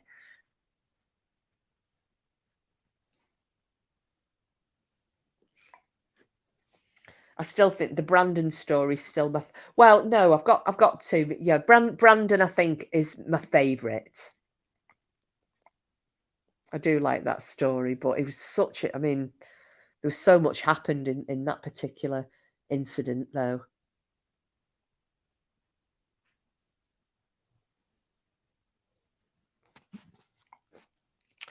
So as I said, the next one that I'm going to be covering will be the Shenango Valley werewolf. You know, and that is quite interesting. I mean, I've heard a lot about that one over the years.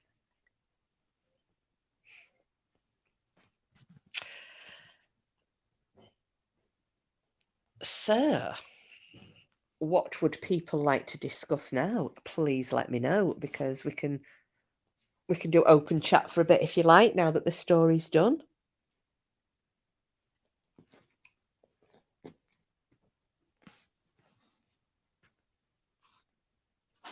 I don't know if oh no, I thought I'd knock myself off again for a minute then, but no. This is after me losing connection, so I don't know what happened. Cooper, come on now. Sorry about this, guys. Definitely wouldn't move away from property that was attacked like that. Yeah, absolutely. Absolutely. I've really not heard much about this dog, and it's been listening to stories recently. Yeah, it's it I mean, some of them some of them are a little bit, to me, are a little bit far-fetched. Cassius. Hang on, Cooper, come here. You know, there's that Brad one who wanted to just go out and kill a dogman, and I think he was a bit of a dick, if I'll be honest. But then you get the stories like Brandon's story, which, you know, your heart goes out to him. This guy's story, which, you know, he's telling it from the perspective of a child. You know, and the way he's saying, like when he said his grandma, you know, just ended up flopping on the floor and breaking her out crying, and you think, yeah, I can imagine that happening. Hello. Hello. Yeah, I know people aren't getting my my notifications, but then again, I don't get them either. Yeah, I'd scheduled it yesterday. How are you? How's your gob? For anyone who didn't know, Paul Wiccan's been going through, she had a mouth infection. Nasty, nasty, nasty. Yeah, we were doing, I was telling people about the, my nightmare on Easter Sunday with that meal. Oh, hi, Night Owl. How are you? No, I know Wiccan didn't get one either, and Cassius didn't, and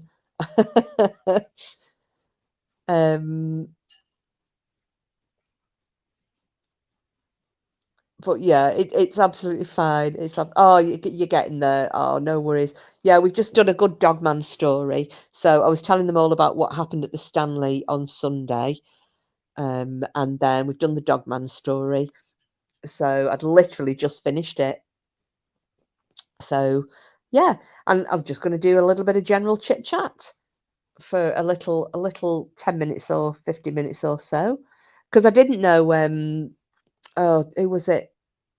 Brian was saying, because I mentioned Green Eyes, and I said, oh, she might, I don't know whether she'll get the notification or not. And Brian said, oh, she's in Bam's chat. And I was like, I didn't know that was live. So I didn't get notifications. So yeah, crazy times. Thing is, you know me, I just, I kind of book them in, and then I've not really been online that much, to be honest, the last few days. So what's new with everybody? Any gossip?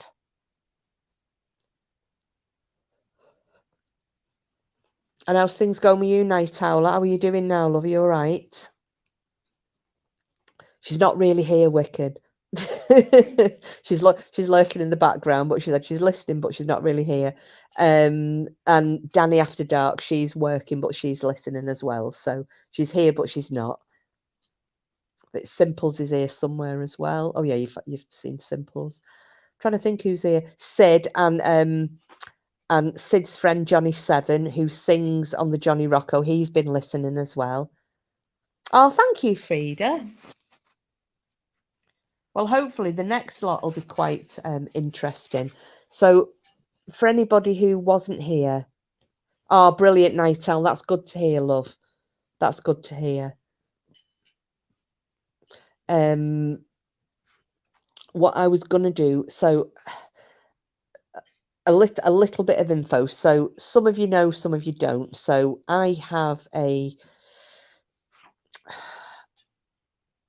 Look at Wicked. I bloody love your music, guys. Yeah, let's put it on there. Well, I was singing Johnny Seven. I wrecked his song. I was going, oh, Johnny Seven. Oh, oh, oh, oh. But it doesn't sound as good as Johnny Rocco. I looked Johnny Rocco up, by the way. I know who he is now. I knew the name. Apparently people are back looking in the river regarding Nicola Bully. Not sure why. Really? Oh, I forgot. Do you know I was down there the other day as well?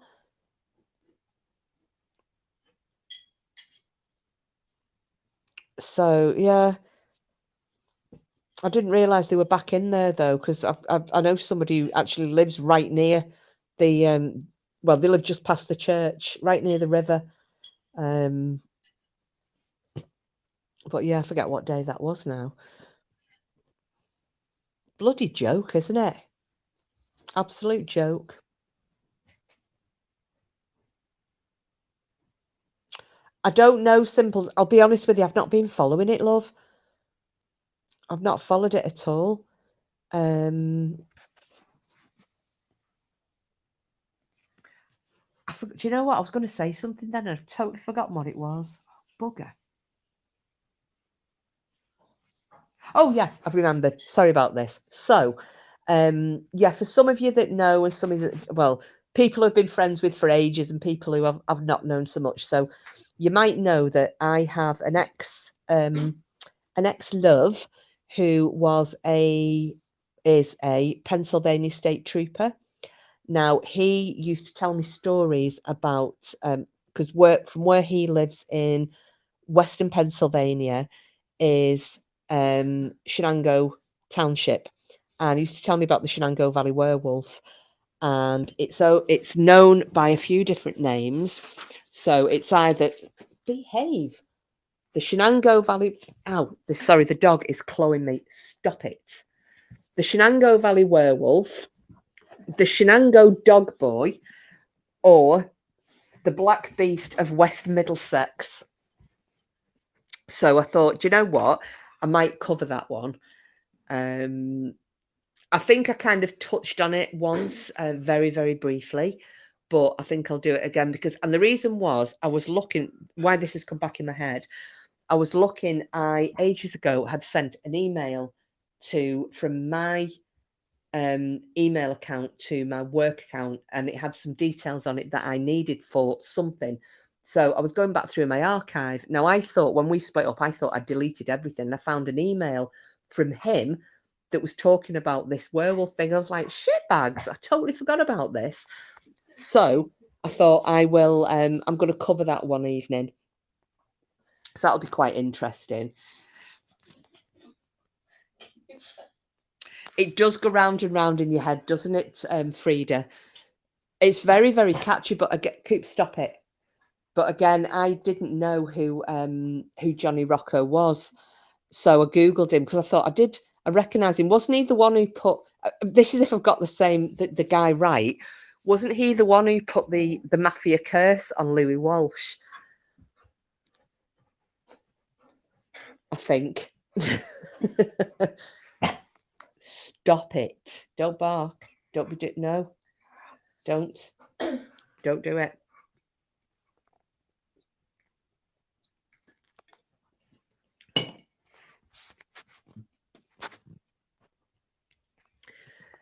Could I cover the case of the two young women who went missing hiking in the Panama forest? If you want to. I mean, obviously not now, but I can do some research on it for you if you like, Night Owl. He was a fake Rocco. Oh, is that the same one though, Sid, the Johnny Rocco? But yeah, I can do some research on that, like proper research if you want, Night Owl.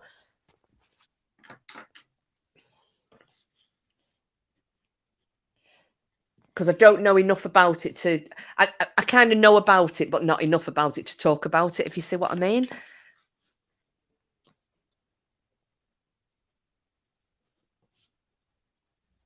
I'll just make a note of it so I don't forget it. See, I don't mind like the yeah, very strange pictures on. Yes, yeah, you're right. See, things like this I don't mind because, as you all know, I'm not so much a different one. Ah, right, okie dokie. Oh, right. In that case, then I don't know who the Johnny Rocco you're on about is. But yeah, sorry, Night Owl. So I'm not into kind of true crime as such, but I like mysteries like this. It's things like, like Corrie McKeag, which again, I really want to cover that one properly because I think for some reason, I think Corrie McKeag has just been forgotten about. He doesn't get mentioned anymore, and I think that's really wrong. The guy's still missing. He's got a child he's never met because when he was missing, while he was missing, his girlfriend found out she was pregnant. So he has never, ever met his child. If he's still alive, he doesn't know he doesn't even know he's a dad. It's terrible.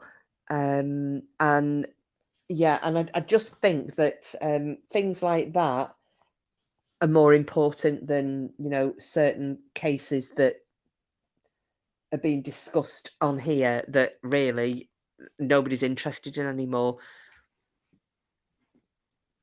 without naming it, but you'll know which one I'm referring to. So yeah, Corrie McKeag, that's one that really does stick with me. And I think that, I feel for his poor mum and, and his brother and, all his family really. And quite a while ago, because, I'm into all the missing 411 and that type of thing. And when he first went missing, I was following David Paulides way back when he only had a tiny little account and hardly anybody was following him. And I followed David Paulides on Twitter. and because I'd been interested in his research right from the start, and I had a conversation with him regarding Corrie McKeag, because a lot of Corrie would actually fit in with the criteria that David uses, you know, and that he chooses these cases based on. So, yeah, I wouldn't mind looking at Corrie McKeag from a 411 perspective. I think that would be quite interesting. And there is also another one of these a missing 411 case, but it is a little boy that went missing in I think it was 1969.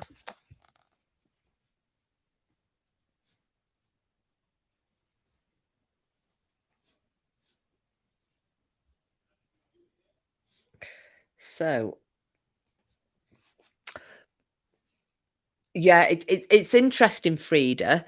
But yeah, night owl, not a problem. I can do that. I can do that, no worries. What time are we on now? So 10:30. Cooper, what have you got? I don't know what my dog's got in his mouth. Give it to me. Come here. I don't know what the hell that is. What's it? What is that? I don't know. Oh, it's a bit of brunch, I think. Right, I don't know. It's off that bowl over there. My dog has just found. Oh no, it's off. Oh right, my dog has just found a piece of some shite. Don't know what it is. It looks like it's a piece of a pine cone. Yeah, weirdo. Weird dog. I'm so glad that Yeah, it is a very unnerving case, Night Owl. The there's a Cooper, come on, calm down a minute. Calm down. Calm down. There's also another case that is it's similar to the Dyatlov Pass incident, but it's supposed to be far worse. I think we were kind of talking about it once, and I was going to cover it, and then we ended up going on to something completely different.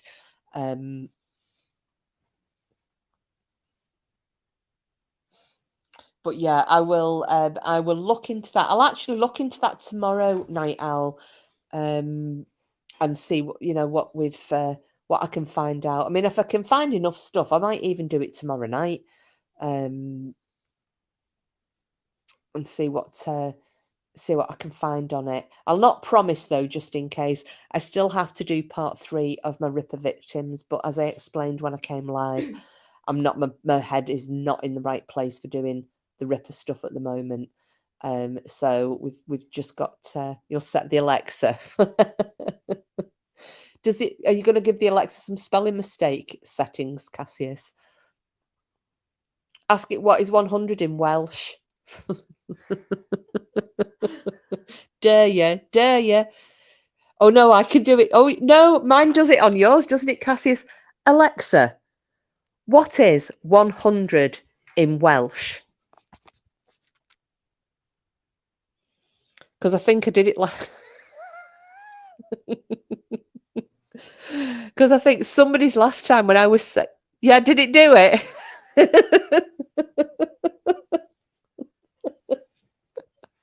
That's it. I'm really sorry, anybody who's Alexa I've just set off, but that always makes me laugh. Because for some reason I can always make Cassie's go off. Did I get anybody else's? She always does, Cassius.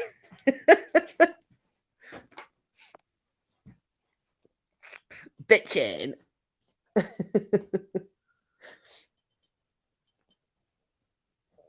Oh, dear me. Good lad. Good lad. Calm down now. Calm down.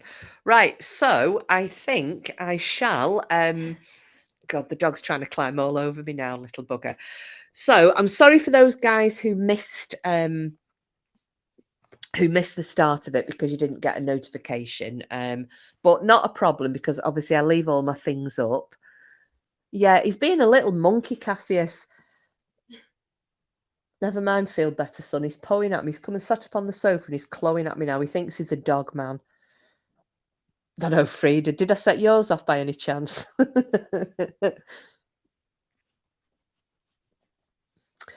You should get it. Cassie's get it to fart. Alexa, do a fart.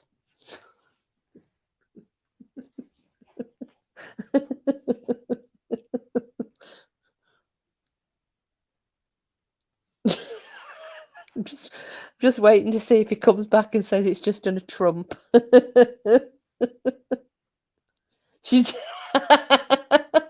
Oh, sorry, Cassie. No, he wasn't feeling very well, but he's not doing so bad now. That's it, Simples. Now she's explaining. Alexa, do a Cassius fart. She's asking about Trump. But we were never allowed to say fart in our house. That was like a swear word. You could say pump or trump, but you weren't allowed, or a pip, but you weren't allowed to say fart. Oh, it says nothing. Okay. Is she explaining how to fart? Bless her. Right, so I may be back online tomorrow night. I'm not going to do the little ghostly tale. I'll save that because I've gone on a little bit longer than I thought I would do. That was the dog, by the way. I don't know what that was for. Scriky little thing. Oh, before I go though, did any of you listen to the fox sound? Just out of curiosity.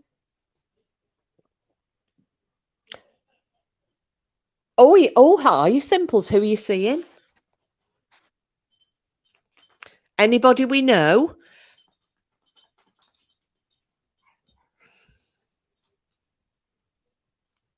I'll wait to hear. No, I don't know who they are. First. Right. So you heard it then, Cassie? Yes. So I was just going to go and get it on my work phone and see if I could play that sound for you. She's going on about farts now.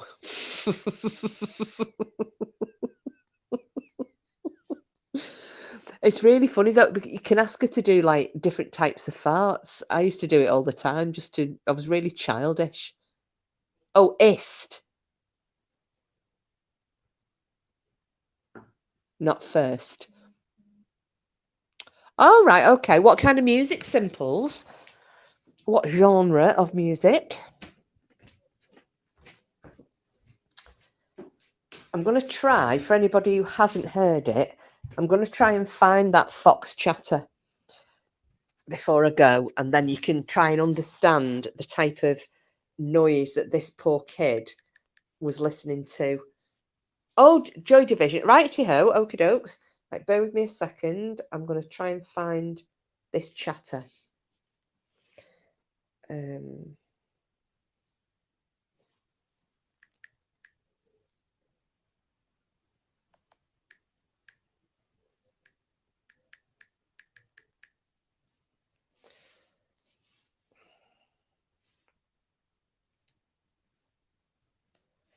Right, so this, I'm going to apologise because I don't know if Coops might bark when he hears this noise, but we'll see.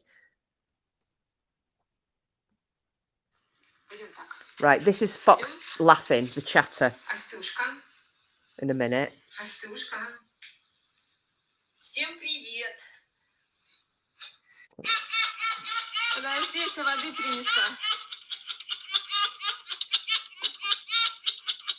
Right,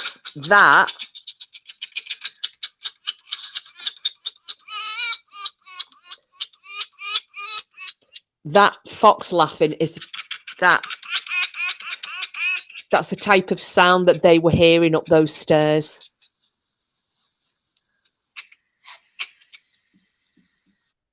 So if you imagine that, but much deeper and much louder.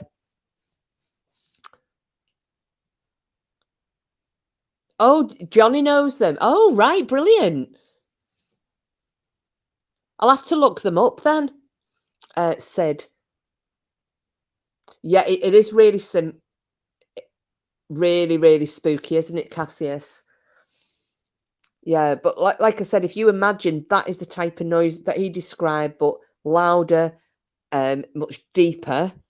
Obviously, you can tell it's coming from a much bigger animal, and they're making, and it's not just one. I mean, that was just one fox doing that laughing chatter.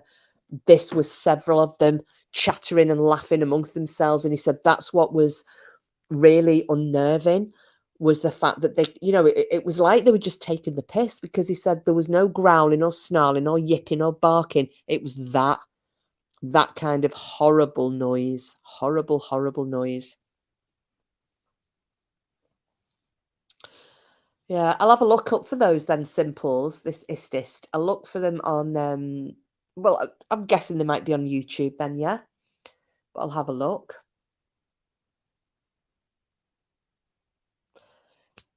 I don't know what else you meant to add to that one, Frida, but I've just got kiss. It's weird, isn't it, those simples? The weirdest sound ever.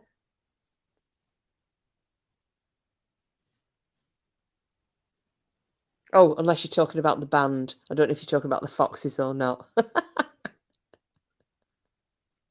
Ah, right, okay, so that's about the fox sound. Yeah, it's very, very spooky. There seems to be quite a bit of a delay. Sorry, that's why I'm getting caught up in chat. There seems to be quite a big delay between,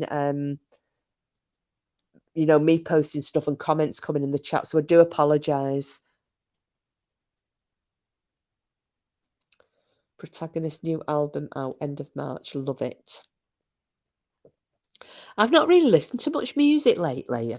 Yeah, my heart's not in it really. I've got to be in the mood for music.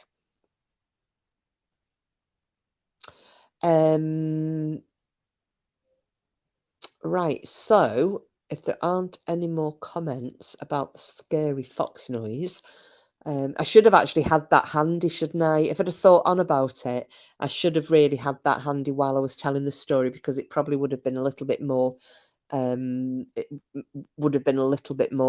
dramatic, wouldn't it? Yeah, so I will, I'll look into this story about Kramer and Froon that Night Owl has mentioned, and I'm obviously going to be doing, I mean, I could even do, could get away with doing 2 lots of stories at the same time, because I also need to get this Shenango stuff sorted out. So I hope you all enjoyed that one story. I did find it quite unnerving. It was more because I then went and played the fox sound, and it was, yeah, creepy. I wished I'd been able to hear something like the, when he said it was making that yowling, crying, howling sound that gave him the chills. I'd like to have heard it, but I think it might have given me nightmares. But so, right. So on that note, I shall. I'm going to call it a night. Only because my mouth is it's dry as anything. I'm really struggling tonight to talk. You were 72 minutes late. Don't apologise. Okay. So I shall see you all maybe tomorrow. Definitely, if not tomorrow, it'll be Saturday. But yeah, with some story or another, or maybe more than one. You never know. You're looking a raffle. So thank you all so much for coming in. Thank you, Johnny7. Lovely to meet you. I'm guessing that you sat there with Sid listening. Sid, please give love to Nancy from us all. Okay, so have a lovely night. Chat, have a good one. I'm away to catch what I've missed. Brilliant, Cassie. Hope you enjoy it, Chuck. So I shall hopefully see Cassie's Frida, Simples. If you're still on when I come home, I'll be tipsy. Always the best time to join in, Simples. That's what I always say. Come in when you're pissed.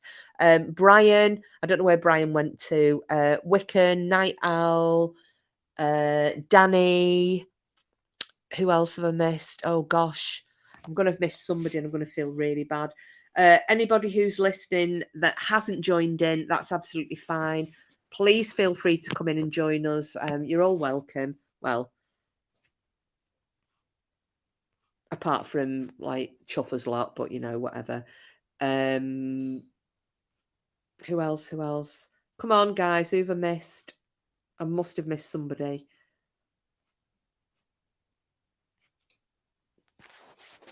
I don't want to log off and then suddenly realise I've missed somebody. Anyway, love to you all. Hopefully see you tomorrow. If not tomorrow, it'll be Saturday. Enjoy catching up. And as always, see you on the bright side.